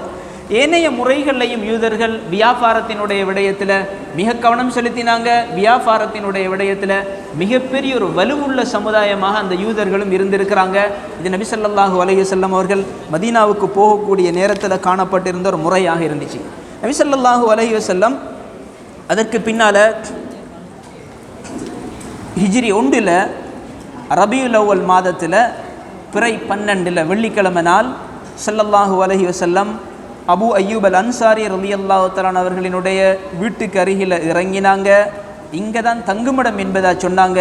அதற்கு பின்னால் ஸல்லல்லாஹு அலைஹி வஸல்லம் அந்த அபு அய்யூப் அல் அன்சாரி ரலியல்லாஹு தஆலா அவர்களினுடைய வீட்டில் இறங்கித்தான் மஸ்ஜித், அதாவது மதீனாவில் முதலாவது விசேடமான ஒரு பணியை செஞ்சாங்க. அது என்ன பணியண்டா, மதீனாவில் ஒரு பள்ளி வாசல் அமைத்தது. பொதுவாக எந்த ஒரு சமுதாயமும் பள்ளி வாசலோடே தான் அந்த சமுதாயத்தினுடைய நெருக்கம் அதிகமாகும். குறிப்பாக முஸ்லீம் சமூகம் என்று வரக்கூடிய நேரத்தில் முஸ்லீம் சமூகத்தினுடைய ஒரு உயிர் நாடிதான் அதனுடைய பள்ளிவாசல். நபி ஸல்லல்லாஹு அலைஹி வஸல்லம் ஒரு சமூகத்தினுடைய தேவையின் தாகத்தை புரிந்து கொண்டவர்கள் முதலாவது அமைத்தது மஸ்ஜிது நபவி என்று சொல்லக்கூடிய ஒன்றைத்தான் மதீனாவுக்கு வந்து முதலாவது கட்டினாங்க. மஸ்ஜிது நபவியை பொறுத்தளவில் அது ஒரு பொதுவான இடம் அல்ல, 2 அனாதை குழந்தைகளுக்கு சொந்தமான இடம். சஹல் சுஹைல் ரலியல்லாஹு அன்ஹுமா அந்த 2 பேருக்கும் சொந்தமான இடம். நபி ஸல்லல்லாஹு அலைஹி வஸல்லம் 2 பேருடைய கரத்திலையும் பணத்தை கொடுத்து அந்த இடத்தை வாங்கி எடுத்தாங்க. அதற்கு பின்னால் அந்த இடத்துல பள்ளிவாசல் என்பது அமைக்கப்பட்டிருந்தது. அதே நேரம் ஸல்லல்லாஹு அலைஹி வஸல்லம் இந்த மதீனாவில் இருந்து இன்னும் 3 முக்கியமான ஒரு சமுதாயம் வளம் வருவதற்குரிய 3 முக்கியமான பணிகளை செஞ்சாங்க. ஒரு சமுதாயம் சிறந்த சமுதாயமாக உருவாகிறதற்கு, குறிப்பாக மதீனாவினுடைய சமூகம் ஒரு சிறந்த சமூகமாக வருவதற்குரிய 3 முக்கியமான பணிகளை கையாண்டாங்க. அதில் ஒன்றுதான் சகோதரத்துவ ஒப்பந்தம் செய்து கொண்டாங்க. கணியத்துக்குரியவர்களே, சகோதரத்துவ ஒப்பந்தம் என்று வரக்கூடிய நேரத்தில் மதீனாவுக்கு இப்போதான் முஹாஜிரின்கள் வந்து சேர்ந்திருக்கிறாங்க, அன்சாரிகள் மதீனாவில் இருக்கிறாங்க. 2 பேர்களுக்கு மத்தியிலேயும் ஒரு நெருக்கத்தை ஏற்படுத்தணும். நபி ஸல்லல்லாஹு அலைஹி வஸல்லம் அன்சாரிகளுக்கு மத்தியிலேயும் நெருக்கத்தை உண்டாக்கினாங்க. காரணம் என்னென்னா, அன்சாரிகளில் அவுஸ் ஹஸ்ரஜ் என்று 2 கோத்திரத்தினர்கள் இருந்தாங்க. இவங்க 2 பேர்களுக்கு இடையில் வரலாற்றில் ஏராளமான சண்டைகள் நடந்திருக்குது. சின்ன சின்ன காரியங்களுக்காக வேண்டி நீண்ட நீண்ட காலங்கள் யுத்தம் செய்து கொண்டிருந்த ஒரு கோத்திரம் தான் அவுஸ் ஹஸ்ரஜ் என்று சொல்லக்கூடிய கோத்திரம். இஸ்லாம் கிடைத்ததற்கு பின்னால் 2 கோத்திரங்களும் ஒரு சகோதரத்துவர்களாக மாறுறாங்க. இது அவர்களுக்கும் உள்ள மட்டுமல்ல, நபி ஸல்லல்லாஹு அலைஹி வஸல்லம் இந்த அன்சாரிகளோடு சேர்த்து முஹாஜிரின்களுக்கு இடையிலையும் சகோதரத்துவத்தை ஏற்படுத்தினாங்க. ஒரு ரிவாயத்தில் இருக்குது, அந்த சகோதரத்துவத்தினுடைய உச்சத்தை பாருங்க. அல்லாஹ் தஆலா எனக்கும் உங்களுக்கும் அந்த சகோதரத்துவத்தினுடைய முறையை விளங்கி எங்களுக்குள்ளால சகோதரத்துவத்தோடு வாழக்கூடிய பாக்கியத்தை நசீபாக்கணும். ஹதரத் அப்துர் ரஹ்மான் பின் அவுஃப் ரலியல்லாஹு தஆலா அன்ஹு மக்காவில் இருந்து வருகிறாரு.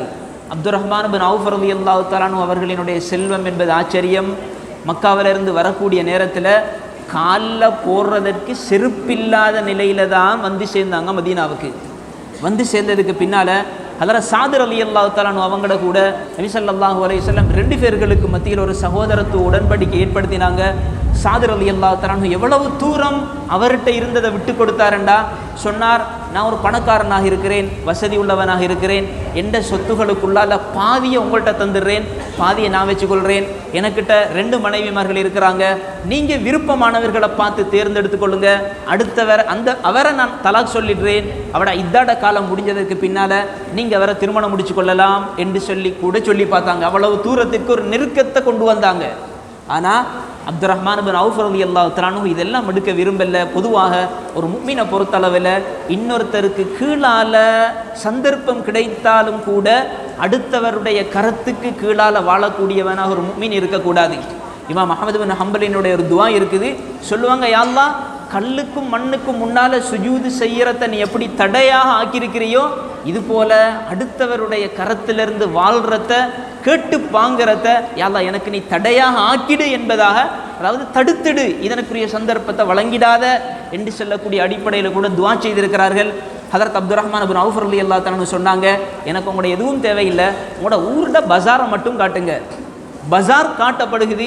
ரிவாயத்துகள் வருது எப்படி என்றா, நபி ஸல்லல்லாஹு அலைஹி வஸல்லம் சொன்னாங்க, அப்துர் ரஹ்மான் பின் அவுஃப் ரலியல்லாஹு தஆலா அன்ஹு அவர் கல்லை தூக்கினா கூட அதற்கு கீழால தங்கம் விளையிற அளவுக்கு அல்லாஹ் அவருடைய முயற்சியில் பறக்க செஞ்சு கொடுத்திருந்தார். இந்த காலத்தில் அப்துர் ரஹ்மான் பின் அவுஃப் ரலியல்லாஹு தஆலா அன்ஹு அவர்களினுடைய சொத்தினுடைய பெருமதி என்ன என்று சொல்லி கொஞ்சம் தேடி பார்த்தா சுப்ஹானல்லாஹ், அவருடைய சொத்தினுடைய பெருமதியாக பொதுவாக சொல்லப்பட்டிருக்குது தற்காலத்தினுடைய கணக்கின் பிரகாரம். கணியத்துக்குரியவர்களே, அப்படிப்பட்ட முறையில் நபி ஸல்லல்லாஹு அலைஹி வஸல்லம் சகோதரத்துவ ஒரு உடன்படிக்கை ஏற்படுத்தினாங்க. 2வது கட்டம் இருக்குது, இஸ்லாத்தினுடைய நட்பு ஒப்பந்தத்தை ஸல்லல்லாஹு அலைஹி வஸல்லம் ஏற்படுத்தினாங்க. இது ஒரு சிறந்த சமுதாயத்தை ஏற்படுத்துறதற்கு ஸல்லல்லாஹு அலைஹி வஸல்லம் செய்த ஒரு முக்கியமான விடயமாக இருக்குது. மூன்றாவது ஒரு விடயம் ஸல்லல்லாஹு அலைஹி வஸல்லம் யூதர்களோட ஒரு உடன்படிக்கையையும் செய்து கொண்டாங்க. மூணாவது ஒரு விடயம் யூதர் ஆன்மீக புரட்சியை ஸல்லல்லாஹு அலைஹி வஸல்லம் செஞ்சாங்க. ஆன்மீக புரட்சி என்று வரக்கூடிய நேரத்தில் வெறுமனே மக்காவில் இருந்த காலத்தில் நாங்கள் முன்னாலே ஞாபகப்படுத்தினோம், ஒவ்வொரு தனிநபரோட சம்பந்தப்பட்ட விடயங்கள் இறங்கி இருந்தது. மதீனாவுக்கு வந்துதான் சட்டங்கள் இறங்கி இருந்தது. நபி ஸல்லல்லாஹு அலைஹி வஸல்லம் சஹாபாக்களை ஒரு உயர்ந்த பார்வையில் வெறுமனே பார்க்க இல்லை, இன்னும் அவர்களினுடைய ஆன்மீகம் வளரணும் என்பதாக பார்த்தாங்க. இதனால் ஸல்லல்லாஹு அலைஹி வஸல்லம் ஒவ்வொரு தனிநபருக்கும் தேவையான பல விடயங்களை சொல்லி கொடுத்தாங்க. ஆன்மீக துறையில் எவ்வளவு மேன்மைப்படுத்தலாமோ அவ்வளவு தூரம் சொன்னாங்க. உதாரணமாக சொல்றதாக இருந்தால் சொன்னாங்க, அல் முஸ்லிம் மன் சலிம் அல் முஸ்லிமுன் மின் லிசானிஹி வயதிஹி. இப்படி ஏராளமான விடயம். ஒரு முஸ்லீம் என்றா யாரு? அடுத்த முஸ்லீம் இவருடைய கரத்தால் இவருடைய நாவால் ஈடேற்றம் பெற்றுட்டா இவர் தான் உண்மையான முஸ்லீம் என்பதா சொன்னாங்க. ஒரு முஃமினை பற்றி சொல்கிற நேரம் அது யார் என்று வழங்கப்படுத்தினாங்க. இப்படி எத்தனையோ விடயங்களை போதித்து ஸல்லல்லாஹு அலைஹி வஸல்லம் ஆன்மீக துறையினுடைய உயர்வையும் காட்டி கொடுத்தாங்க. அதனால் இந்த மூன்றுமே ஒரு சமுதாயத்தை உயர்ந்த நிலைமைக்கு கொண்டு சேர்க்கக்கூடிய விடயங்களாக இருக்குது. இப்படி காலங்கள் பெய்த்து கொண்டிருக்கிற நேரத்தில் வெறுமனே முஸ்லீம்களுடைய தொடர்பு மாத்திரம் பலப்படுத்தக்கூடாது. பக்கத்தில் இருக்கிற யூதர்களினுடைய தொடர்பும் அவர்களினுடைய உதவியும் முஸ்லீம்களுக்கு தேவை என்பதால் ஸல்லல்லாஹு அலைஹி வஸல்லம் விளங்கி அவங்களோட கூடையும் நபி ஸல்லல்லாஹு அலைஹி வஸல்லம் ஒப்பந்தம் செய்து கொண்டாங்க. ஒப்பந்தம் செய்துதான் அந்த மதீனா என்று சொல்லக்கூடிய ஒன்று ஒரு உயர்ந்த இடமாக, ஒரு தனி நாடாக, முஸ்லீம்களுக்குரிய ஒரு தனி நாடாக மாறுது. இன்னொரு முக்கியமான விஷயத்தை விளங்கிக் கொள்ளணும்.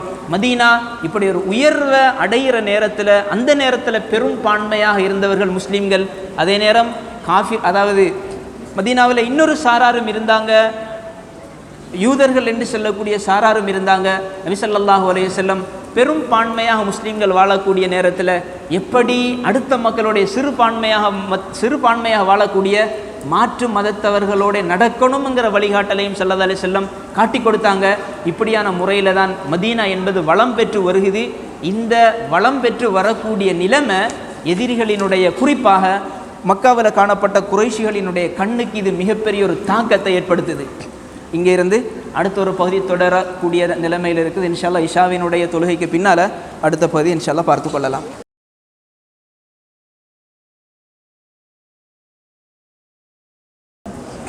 நாங்கள் முன்னால் பேசி கொண்டு வந்தது நபி ஸல்லல்லாஹு அலைஹி வஸல்லம் அவர்களினுடைய ஹிஜ்ரத்தினுடைய பயணம், அதை ஒட்டின சில முக்கியமான விடயங்களை பேசினோம். அதனுடைய தொடரில் தான் இப்படி மதீனா என்கிற சாம்ராஜ்யம் உருவாகிற நேரத்தில் குறைஷிகளுக்கு இது மிகப்பெரிய ஒரு கோபத்தை ஏற்படுத்தினுச்சு. அவங்க முன்னால் செய்ததை போல எல்லா முஸ்லீம்களையும், குறிப்பாக நபி ஸல்லல்லாஹு அலைஹி வஸல்லம் அவர்களை ஒழித்து கட்டணும்ங்கிற விடயத்தில் மிச்சம் தீவிரமாக செயற்பட தொடங்கினாங்க. அந்த தீவிரத்தினுடைய நிலைப்பாடு எப்படி என்றால், நபி ஸல்லல்லாஹு அலைஹி வஸல்லம் இரவினுடைய நேரத்தில் தூங்கக்கூடிய நேரம் தனக்கு என்று ஒரு பாதுகாப்பை ஏற்படுத்தி கொள்வாங்க. புகாரி ஷரீஃபில் ரிவாயத்தில் இருக்குது. ஹதரத் ஆயிஷா ரலியல்லாஹு தஆலா சொன்னாங்க, நபி ஸல்லல்லாஹு அலைஹி வஸல்லம் மதீனாவுக்கு வந்த காலத்தில் ஒரு சில இரவுகளில் விழிச்சிருந்தாங்க. அப்படியான நேரத்தில் சொன்னாங்களாம், எனக்கு ஒரு நல்ல தோழர் கிடைச்சா பாதுகாப்பு என்பதாக சொன்னாங்க. அந்த நேரத்தில் ஒரு ஆயுதத்தினுடைய சத்தம் கேட்குது. யாருன்னு பார்த்தா ஹதரத் சாத் பின் அபி வக்காஸ் ரலியல்லாஹு தஆலா. ஏன் வந்திருக்கிறீங்க என்பதாக கேட்ட நேரம் சொன்னார், நான் ரசூலுல்லாவுக்கு பாதுகாப்பு கொடுப்பதற்கு வந்திருக்கிறேன். இப்படி சஹாபாக்களில் சிலர்கள் இருந்தாங்க, ரசூலுல்லாஹி ஸல்லல்லாஹு அலைஹி வஸல்லம் தூங்குகிற நேரத்தில் அவர்களுக்கு பாதுகாப்பு கொடுப்பாங்க. இப்படி ஒரு நிலைப்பாடு உண்டாகிட்டு ஸல்லல்லாஹு அலைஹி வஸல்லம் அவர்களுக்கு பாதுகாப்பு வழங்கணுமே என்கிற ஒரு நிலைப்பாடு. ரெண்டாவது கட்டம், நபி ஸல்லல்லாஹு அலைஹி வஸல்லம் அவர்கள் மட்டுமல்ல, ஏனைய சஹாபாக்களுக்கும் பாதுகாப்பினுடைய ஒரு தேவைப்பாடு இருந்துச்சு. அதனால் சஹாபாக்கள் இரவினுடைய நேரத்தில் தூங்க போகக்கூடிய நேரத்திலையும் காலை நேரத்தில் விழிச்செழும்பினாலும் அவங்கள கூட ஒரு ஆயுதத்தை வச்சுக்கொள்வாங்க பாதுகாப்புக்காக வேண்டி. அல்லாஹ் தாலா இப்படியான ஒரு கட்டத்தில் தான் குர்ஆனினுடைய ஆயத்தை இறக்கி, போர் செய்யுங்க யார்ட கூடண்டா, போர் அல்லாஹ் கட்டாயப்படுத்தலை. உங்களோட கூட யார் எதிர்ப்பாக இருக்கிறாங்களோ அப்படியான நிராகரித்தவங்கள கூட போர் செய்யுங்க என்பதை அல்லாஹ் தாலா சொன்னான். கட்டாயப்படுத்தலை. போர் உங்களோட கூட செய்கிறவங்களோட கூட மட்டும்தான் செய்து கொள்ளணும் என்கிற செய்தி அல்லாஹ் தாலா சொன்னான். ஆனால் இந்த ஏவல் பிற்பட்ட காலங்களில் பல வகையான நிலைகளுக்கு உட்படுத்தப்பட்டு கடைசி நேரங்களில் யுத்தம் செய்வது என்பது கடமையாக்கப்பட்டது. இப்படியான ஒரு நிலை வந்துச்சு. இந்த நேரங்களில் நபி ஸல்லல்லாஹு அலைஹி வஸல்லம் போருக்குரிய அனுமதி கிடைச்சதுக்கு பின்னால் ஒரு முக்கியமான ஒரு திட்டத்தை கையாண்டாங்க. என்ன திட்டம் என்றால், மக்காவில் இருந்து ஷாமுக்கு குறைஷிகள் போவாங்க. இப்படி வியாபார நோக்கத்துக்கு தான் போய்த்து வருவாங்க. இப்படி போகிற நேரத்தில் இந்த குறைஷிகளினுடைய வியாபார பாதையில் ஏதாவது ஆபத்தை உண்டு பண்ணினா நம்மளுக்கு எல்லா அடிப்படையிலையும் ஒரு வசதியாக இருக்கும் என்று ஸல்லல்லாஹு அலைஹி வஸல்லம் யோசித்தாங்க. இதுக்கு 2 வகையான திட்டத்தை கையாண்டாங்க. ஒரு திட்டம் என்னென்னா, அந்த பாதையில் இருக்கக்கூடிய கோத்திரங்கள் எல்லாரோட கூடையும் நட்புறவை ஸல்லல்லாஹு அலைஹி வஸல்லம் எடுத்துக்கொண்டாங்க. அவங்களோட கூட ஒப்பந்தம் செய்து கொண்டாங்க. எப்படி என்றால், நீங்கள் முஸ்லீம்களுக்கு உதவியாக இருக்கணும், அப்படி உங்களுக்கு உதவியாக இருக்கல என்று வச்சுக்கொண்டா நீங்கள் முஸ்லீம்களுக்கு எந்த பாதிப்பையும் ஏற்படுத்திடக்கூடாது அப்படி என்று ஒரு உடன்படிக்கை செஞ்சு கொண்டாங்க. 2வது, ஸல்லல்லாஹு அலைஹி வஸல்லம் இப்படி ஒரு படை போகுமெண்டா, மக்காவில் இருந்து மதீனாவுக்கு ஒரு வியாபார படை போகுமெண்டா, அந்த படையை பின்துயர்ந்து வேறு ஒரு படையை அனுப்பி வைப்பாங்க, இவங்களை பார்த்துட்டு வாங்க அப்படி என்று சொல்லி. இந்த 2 திட்டமும் ஸல்லல்லாஹு அலைஹி வஸல்லம் இவர்களினுடைய வியாபார படையை மதீனா ஷாமுக்கு போய் சேராமல் அல்லது ஷாமிலிருந்து வரக்கூடிய நேரம் இந்த படையினுடைய வியாபார பொருட்களை முஸ்லீம்கள் எடுத்துக்கொள்ளணும் என்பதற்காக வேண்டி ஸல்லல்லாஹு அலைஹி வஸல்லம் செய்த திட்டம். அப்போ ஒரு கேள்வி வரலாம், நபி ஸல்லல்லாஹு அலைஹி வஸல்லம் அவங்க இப்படி திட்டம் தீட்டினா, அடுத்தவங்களோட பொருட்களை அபகரிக்கிறதுக்கு திட்டம் தீட்டினா என்ற ஒரு கேள்வி எங்களுக்கு முன்னால் வரலாம். உண்மையில் என்னென்னா, முஸ்லீம்களினுடைய சொத்துக்களை கொண்டுதான் மக்காவாசிகள் அவ்வளவு வளர்ந்தாங்க. முஸ்லீம்கள் வெறும் கையோட மதீனாவில் இருக்கிறாங்க. இப்போ இவர்களினுடைய சொத்துக்கள் தான் போய்கொண்டிருக்குது. இதை எடுக்கிறதுல எந்த விதமான குற்றமும் கிடையாது. நபி ஸல்லல்லாஹு அலைஹி வஸல்லம் இப்படியான இந்த வியாபார பொருட்களை எடுக்கிறதற்காக வேண்டித்தான் இந்த திட்டங்களை தீட்டினாங்க. இப்படி திட்டங்கள் தீட்டப்பட்டதற்கு பின்னால், பத்ருடைய யுத்தம் நடைபெறுவதற்கு முன்னால் 4 யுத்தங்கள் நடைபெற்றது. 4 படை பிரிவுகளை ஸல்லல்லாஹு அலைஹி வஸல்லம் அனுப்பினாங்க. நல்ல தெளிவாக இதை விளங்கிக் கொள்ளணும். போகிறதற்கு முன்னால் 4 யுத்தங்கள் நடைபெற்றது, 4 படைப்பிரிவுகள் அனுப்பினாங்க. அரபுல யுத்தம் போர் என்கிற வாசகத்திற்கு கஸ்வா என்பதான் சொல்வார்கள். படைப்பிரிவு என்பதற்கு சரியா அல்லது பாத் என்பதான் சொல்வார்கள். நபி ஸல்லல்லாஹு அலைஹி வஸல்லம் 4 யுத்தங்களில் கலந்து கொண்டாங்க. ஸல்லல்லாஹு அலைஹி வஸல்லம் கலந்து கொண்ட யுத்தத்திற்கு கஸ்வா என்பதாக அரபுல சொல்லப்படும். நபி ஸல்லல்லாஹு அலைஹி வஸல்லம் கலந்து கொள்ளாத யுத்தத்திற்கு சரியா படைப்பிரிவு என்பதாக சொல்லப்படும். நபி ஸல்லல்லாஹு அலைஹி வஸல்லம் 4 படைப்பிரிவுகளை ஆரம்பத்தில் அனுப்பி வச்சிருந்தாங்க. அதில் ஒன்று தான் சைஃபுல் பஹர் என்று சொல்லக்கூடிய ஒரு படைப்பிரிவு. இது ஹிஜ்ரி 1வது வருடம். நான் உங்களுக்கு முன்னாலே ஞாபகப்படுத்திட்டேன். இதுக்கு பின்னால் நாங்கள் பேசிக்கொண்டு போகிறது நபித்துவத்திற்கு பின்னர் இத்தனையாவது வருடம் என்பதல்ல, ஹிஜ்ரத்திற்கு பின்னர் இத்தனையாவது என்பதை நாங்கள் பேசிக்கொண்டு போவோம். ஏனெண்டா ஹிஜ்ரத் என்று சொல்லி இன்றைக்கு நாம் சொல்கிறோமே 1445 ஹிஜ்ரி என்பதாக சொல்கிறோம். இதனுடைய கருத்து என்னெண்டா, ஸல்லல்லாஹு அலைஹி வஸல்லம் ஹிஜ்ரத் போனதற்கு பின்னால் 1445வது வருடம் என்பதுதான் கருத்து. அந்த அடிப்படையில் இது ஹிஜ்ரி 1வது வருடம், ரமலானுடைய மாதம். நபி ஸல்லல்லாஹு அலைஹி வஸல்லம் ஒரு படைப்பிரிவு அனுப்புகிறாங்க. இந்த படைப்பிரிவில் 30 முஹாஜிரின்கள் இருந்தாங்க. இதற்கு தலைவராக போனது ஹதரத் ஹம்ஸா ரலியல்லாஹு தஆலா அன்ஹு போனாங்க. இந்த வியாபார கோத்திரம் அபூ ஜஹலினுடைய ஒரு வியாபார கூட்டத்தை சந்திச்சுக்கி.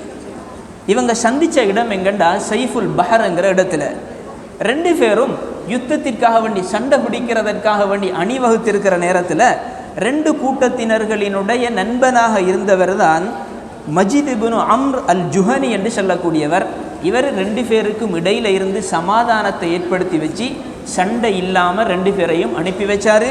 இந்த கட்டத்தில் நபி ஸல்லல்லாஹு அலைஹி வஸல்லம் முஸ்லீம்களினுடைய படைக்காக வேண்டி ஒரு வெள்ளை கொடியை கொடுத்து அனுப்பினாங்க. வெள்ளை நிறத்தில் கொடி. இந்த கொடி தான் நபி ஸல்லல்லாஹு அலைஹி வஸல்லம் முதலாவது நிறுவின கொடியாக இருக்குது. இந்த கொடியை அபு மசூத் அல் கனவி ரலியல்லாஹு தஆலா அவர்களினுடைய கருத்தில் தான் கொடுத்து அனுப்பினாங்க. 2வது ஷரியத்து ராபியா என்று சொல்லக்கூடிய ஒரு படைப்பிரிவு. இது ஹிஜ்ரி 1வது வருடம் ஷவ்வால் மாதத்தில் ஸல்லல்லாஹு அலைஹி வஸல்லம் அவர்கள் அனுப்பி வச்சாங்க. 3வது, இதில் நிறைய விடயங்கள் இருக்குது, நான் எல்லாத்தையும் பேசிக்கொண்டு போகல, முக்கியமான செய்திகளை மாத்திரம் சொல்கிறேன். 3வது ஷரியத்து ஹர்ரார் என்று சொல்லி இந்த படைப்பிரிவு ஹிஜ்ரி 1வது வருடம் துல்காதா மாதத்தில் ஸல்லல்லாஹு அலைஹி வஸல்லம் அனுப்பி வச்சாங்க. 4வது கஸ்வத்து அபுவா அல்லது கஸ்வத்து வத்தான் என்பதாக சொல்லப்படும். இது ஹிஜ்ரி 2வது வருடம் சஃபர் மாதத்தில் நபி ஸல்லல்லாஹு அலைஹி வஸல்லம் அவர்களும் 70 முஹாஜிரீன்களும் இந்த யுத்தத்தில் கலந்து கொண்டாங்க. அபுவா என்று சொல்லக்கூடிய இடத்தை நோக்கி அல்லது வத்தான் என்று சொல்லக்கூடிய இடத்தை நோக்கி இந்த படை போய்கொண்டிருந்துச்சு. நபி ஸல்லல்லாஹு அலைஹி வஸல்லம் முதலாவது கலந்து கொண்ட போர் இந்த போராகத்தான் இருக்குது. அதுக்கு பின்னால் 5வது ஒன்று இருக்குது, கஸ்வத்து புவாத் என்று சொல்லி. இதிலையும் ஸல்லல்லாஹு அலைஹி வஸல்லம் அவர்கள் கலந்து கொண்டாங்க. ஹிஜ்ரி 2வது வருடம் ரபியுல் அவ்வல் மாதத்தில் இது நடைபெற்றது. 6வது கஸ்வத்து சஃப்வான் என்று சொல்லி, இது ஹிஜ்ரி 2ல் ரபியுல் அவ்வல் மாதத்தில் தான் நடைபெற்றிருந்துச்சு. இந்த யுத்தத்தையும் கொஞ்சம் தெளிவாக விளங்கி கொள்ளணும். இதில் குர்ஸுபுனு ஜாபிர் அல் ஃபிஹ்ரி என்று சொல்லக்கூடிய ஒருவர், இவர் ஒரு முஷ்ரிக்.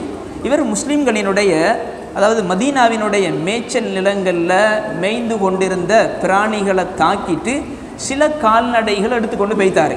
இந்த செய்தி ஸல்லல்லாஹு அலைஹி வஸல்லம் அவர்களுக்கு கேள்விப்பட்டதோடு நபி ஸல்லல்லாஹு அலைஹி வஸல்லம் சிலர்களை அழைச்சி கொண்டு யுத்தத்திற்காக வேண்டி போனாங்க. போன நேரத்தில் சஃப்வான், அதாவது சஃப்வான் என்று சொல்லக்கூடிய இடத்தை வந்து சேர்றதற்குள்ளால் குர்ஸுபுனு ஜாபிர் அவருடைய படையை கூட்டி கொண்டு தப்பி ஓடிட்டார். அதனால் அந்த இடத்துல யுத்தம் நடைபெற இல்லை. இதுதான் முதலாவது பத்ர் யுத்தம் என்பதாக சொல்லப்படுகிறது. தெளிவாக விளங்கி கொள்ளுங்க.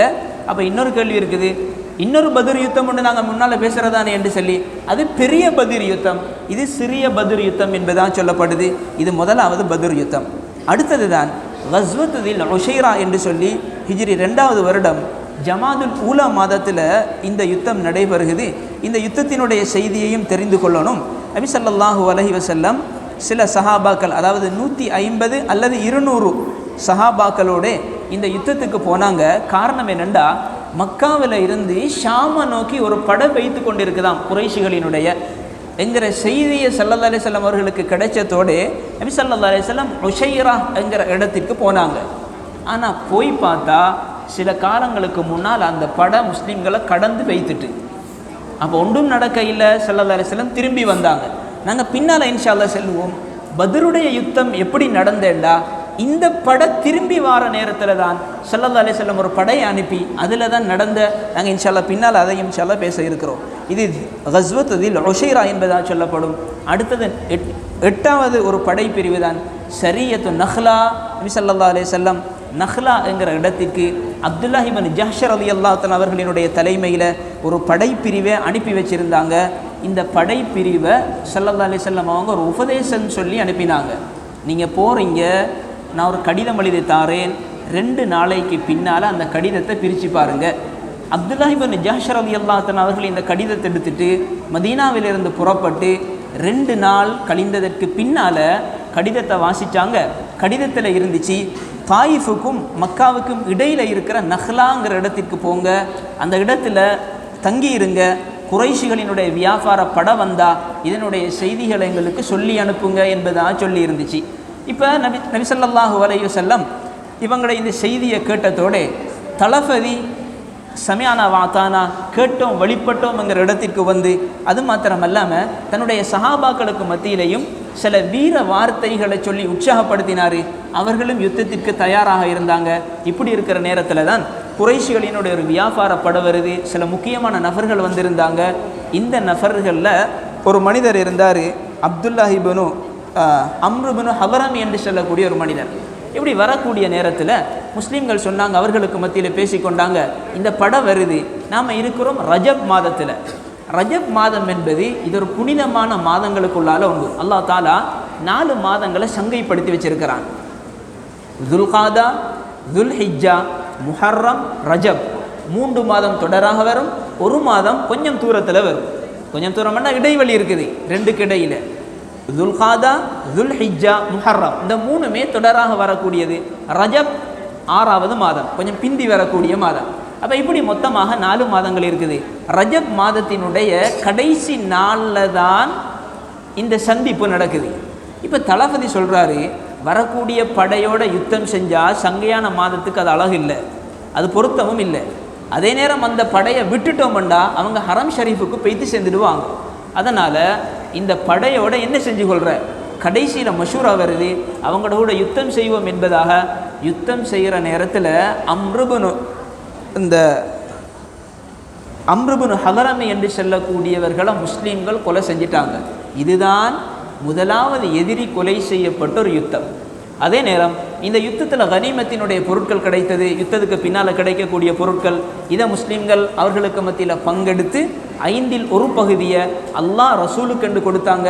இஸ்லாமிய வரலாற்றில் முதலாவது அல்லாஹ் ரசூலுக்கு கனிமத்தினுடைய பங்குகளில் 1/5 வழங்கப்பட்டதும் இந்த யுத்தத்தில் தான். 2 பேரை கைதியாக பிடிச்சாங்க.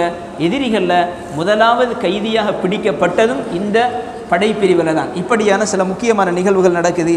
அதற்கு பின்னால் நாங்கள் முன்னால் சொன்னதை போல் நபி ஸல்லல்லாஹு அலைஹி வஸல்லம் துல் உஷைரா என்று சொல்லக்கூடிய ஒரு படை அனுப்பியிருந்தாங்க.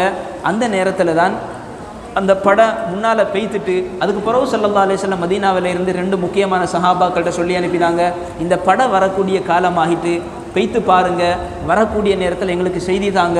2 சஹாபாக்களும் பார்க்குறாங்க, படம் வந்து கொண்டிருக்குது. செய்தியை கொடுத்து அனுப்பினாங்க ஸல்லல்லாஹு அலைஹி வஸல்லம் அவர்கள்ட்ட. நபி ஸல்லல்லாஹு அலைஹி வஸல்லம் எல்லா சஹாபாக்களுக்கு மத்தியிலையும் விருப்ப அடிப்படையில் தான் சொன்னாங்க. அதாவது குஃபார்களினுடைய முஷ்ரிக்கீன்களினுடைய படை, குறைஷிகளினுடைய படை ஷாமிலிருந்து வந்து கொண்டிருக்குது. இவங்களோட கூட எவ்வளவு பெரிய பணம் இருக்குதுண்டா, வியாபார பொருட்கள் இருக்குதுண்டா, 50,000 தங்க நாணயங்களுக்கு குறையாத அளவு வியாபார பொருட்கள் இருக்குது, 1000 ஒட்டகங்கள் இருக்குது. ஆனால் அந்த படைக்கு பாதுகாப்பாக வர்றது வெறுமனே 40 பேர் தான். அதில் அபூ சுஃபியான் இதனுடைய தளபதியாக வந்தார். வெறுமனே 40 பேர் தான் இருக்கிறாங்க. அதனால் அல்லாஹ் தஆலா உங்களுக்கு இதிலிருந்து ஏதாவது தருவதற்கு ஏலுமாகும், நீங்கள் போங்க என்பதான் சஹாபாக்களுக்கு சொன்ன நேரத்தில் சஹாபாக்களும் முன்பு போல நடந்த யுத்தங்களை போல சில நேரம் ஒன்றும் இல்லாமல் திரும்பி வர கட்டமாக அமையுமோ தெரியாது என்று சொல்லி சில சஹாபாக்கள் போக இல்லை, சில சஹாபாக்கள் போனாங்க. போனவங்களோட எண்ணிக்கையை பார்த்தா 313, சில ரிவாயத்துகளில் 314, இன்னும் சில ரிவாயத்துகளில் 317 பேராக இருந்தாங்க. அதில் முஹாஜிரீன்களை பார்க்குற நேரம் 82 அல்லது 83 அல்லது 84 அன்சாரிகள் மீதமானவர்களாக இருந்தாங்க. பெரும்பான்மையாக இருந்தது அன்சாரிகள், மிச்சம் சொற்பமான நபராக இருந்தது முஹாஜிரீன்கள். இப்படி போகக்கூடிய நேரத்தில் தான் அபூ சுஃபியான் எதிரிகளினுடைய படைக்கு, அதாவது ஷாமிலிருந்து வியாபார படைக்கு பொறுப்பாக வந்தார். இதனால் அந்த சம்பவங்களை மிச்சம் சுருக்கமாக பேசிக்கொண்டு போகிறேன். அபூ சுஃபியானினுடைய படை வந்து கொண்டிருந்த நேரத்தில் அபூ சுஃபியான் உடனே செய்தியை மக்காவுக்கு கொடுத்து அனுப்பினார், உங்களோட படையினுடைய பாதுகாப்புக்காக வேண்டி வாங்க. இந்த செய்தி போய்த்து சேர்ந்த நேரத்தில் அங்கிருந்து அபூ ஜஹல் பெரிய ஒரு படையை திரட்டி கொண்டு 1300 பேரோட வந்து கொண்டிருக்கிற நேரத்தில் தான் கடைசியில் அபூ சுஃபியான் பாதுகாப்போடு இந்த படையை கொண்டு வைத்து மதீனாவில் சேர்த்துட்டார். முஸ்லீம்களினுடைய கண்களுக்கு இந்த படை எட்டாத அடிப்படையில் பாதுகாப்போடு கொண்டு போனார். ஆனால் போனத்தோட அபூ சுஃபியான் செய்தி அனுப்பினார், நான் திரும்பி வந்துட்டேன், ஆகையினால நீங்களும் வந்து சேர்ந்துடுங்க என்பதாக சொன்னார். அபூ ஜஹல் அந்த வார்த்தையை கேட்க இல்லை, நாங்கள் இவங்களுக்கு நல்லொரு பாடம் படிப்பிக்கணும், இந்த அரபிகள் எங்களை பார்த்து பயறணும், அதற்கு நல்லொரு பாடம் படிப்பிக்கணும் என்பதாக விரும்புகிறாங்க. இப்படிப்பட்ட நேரத்தில் தான் ஒரு மனிதர் இருந்தார் குறைஷிகளினுடைய கூட்டத்தில், இவருக்கு இதில் ஒரு விருப்பம் இருக்கல்ல, ஆகையினால அவரும் வந்தார். அவரோட கூட இன்னும் 300 பேரும் சேர்ந்து வந்தாங்க. மீதமாக இருக்கிற படை 1000 பேர் தான். இந்த 1000 பேரோடே தான் அபூ ஜஹல் யுத்தத்திற்காக வேண்டி கலந்து கொள்கிறாரு. அந்த படையினுடைய தளபதியாக இருந்தது தான் அபூ ஜஹல். அதே போல் நபி ஸல்லல்லாஹு அலைஹி வஸல்லம் இப்படிப்பட்ட ஒரு கட்டத்தில் யுத்தத்திற்காக வேண்டி போகவும் இல்லை, எல்லா சஹாபாக்களையும் வச்சு ஆலோசனை செய்து கொண்டாங்க. நம்மளுக்கு இப்படி ஒரு நிலை நடக்க பார்க்குது, ஒரு பாதுகாப்பு ஒன்று தேவை. சஹாபாக்களிடத்தில் சொன்ன நேரத்தில் முஹாஜிரீன்களில் இருந்து 3 சஹாபாக்கள் சொன்னாங்க, யா ரசூலல்லாஹ், யுத்தத்திற்காக வேண்டி தயார் நிலையில் இருப்பதாக நபி ஸல்லல்லாஹு அலைஹி வஸல்லம் அவர்களுக்கு முழுமையாக கட்டுப்படுவதாக சொன்னாங்க. நபி ஸல்லல்லாஹு அலைஹி வஸல்லம் முஹாஜிரீன்களினுடைய வார்த்தையோட போதுமாக்கி கொள்ள இல்லை, அன்சாரிகளிலிருந்து யாராவது ஒருவர் செய்தி செல்லணும் என்று விரும்பினாங்க. அன்சார்களினுடைய தளபதியாக இருந்தவர் தான் ஹதரத் சாத் பின் உபாதா ரலியல்லாஹு தஆலா, ஹதரத் சாத் ரலியல்லாஹு தஆலா அன்ஹு, சாத் ரலியல்லாஹு தஆலா அன்ஹு. அவங்களோட பேச்சு நபி ஸல்லல்லாஹு அலைஹி வஸல்லம் அவர்களுக்கு மிச்சம் விருப்பமாக இருந்துச்சு. ஹதரத் சாத் ரலியல்லாஹு தஆலா அவர்களுடைய பேச்சுக்கு பின்னால் ஸல்லல்லாஹு அலைஹி வஸல்லம் ஒரு படையை தயாராக ஆக்கி, அதாவது அந்த படை முழுமையாக பெய்த்து சேருது பத்ருக்கு பக்கத்தில் இருக்கிற இடத்துல. பத்ருக்கு பக்கத்தில் இருக்கிற இடத்துலையும் குறிப்பாக தண்ணீர் இருக்கிற இடத்துல தான் நபி ஸல்லல்லாஹு அலைஹி வஸல்லம் படையை கொண்டு போனாங்க. போன நேரத்தில் முஸ்லீம்களினுடைய ஒரு இராணுவ நிபுணன் இருந்தார். இந்த போரினுடைய தந்திர நடவடிக்கைகளை மிக தேர்ச்சி பெற்றவர்.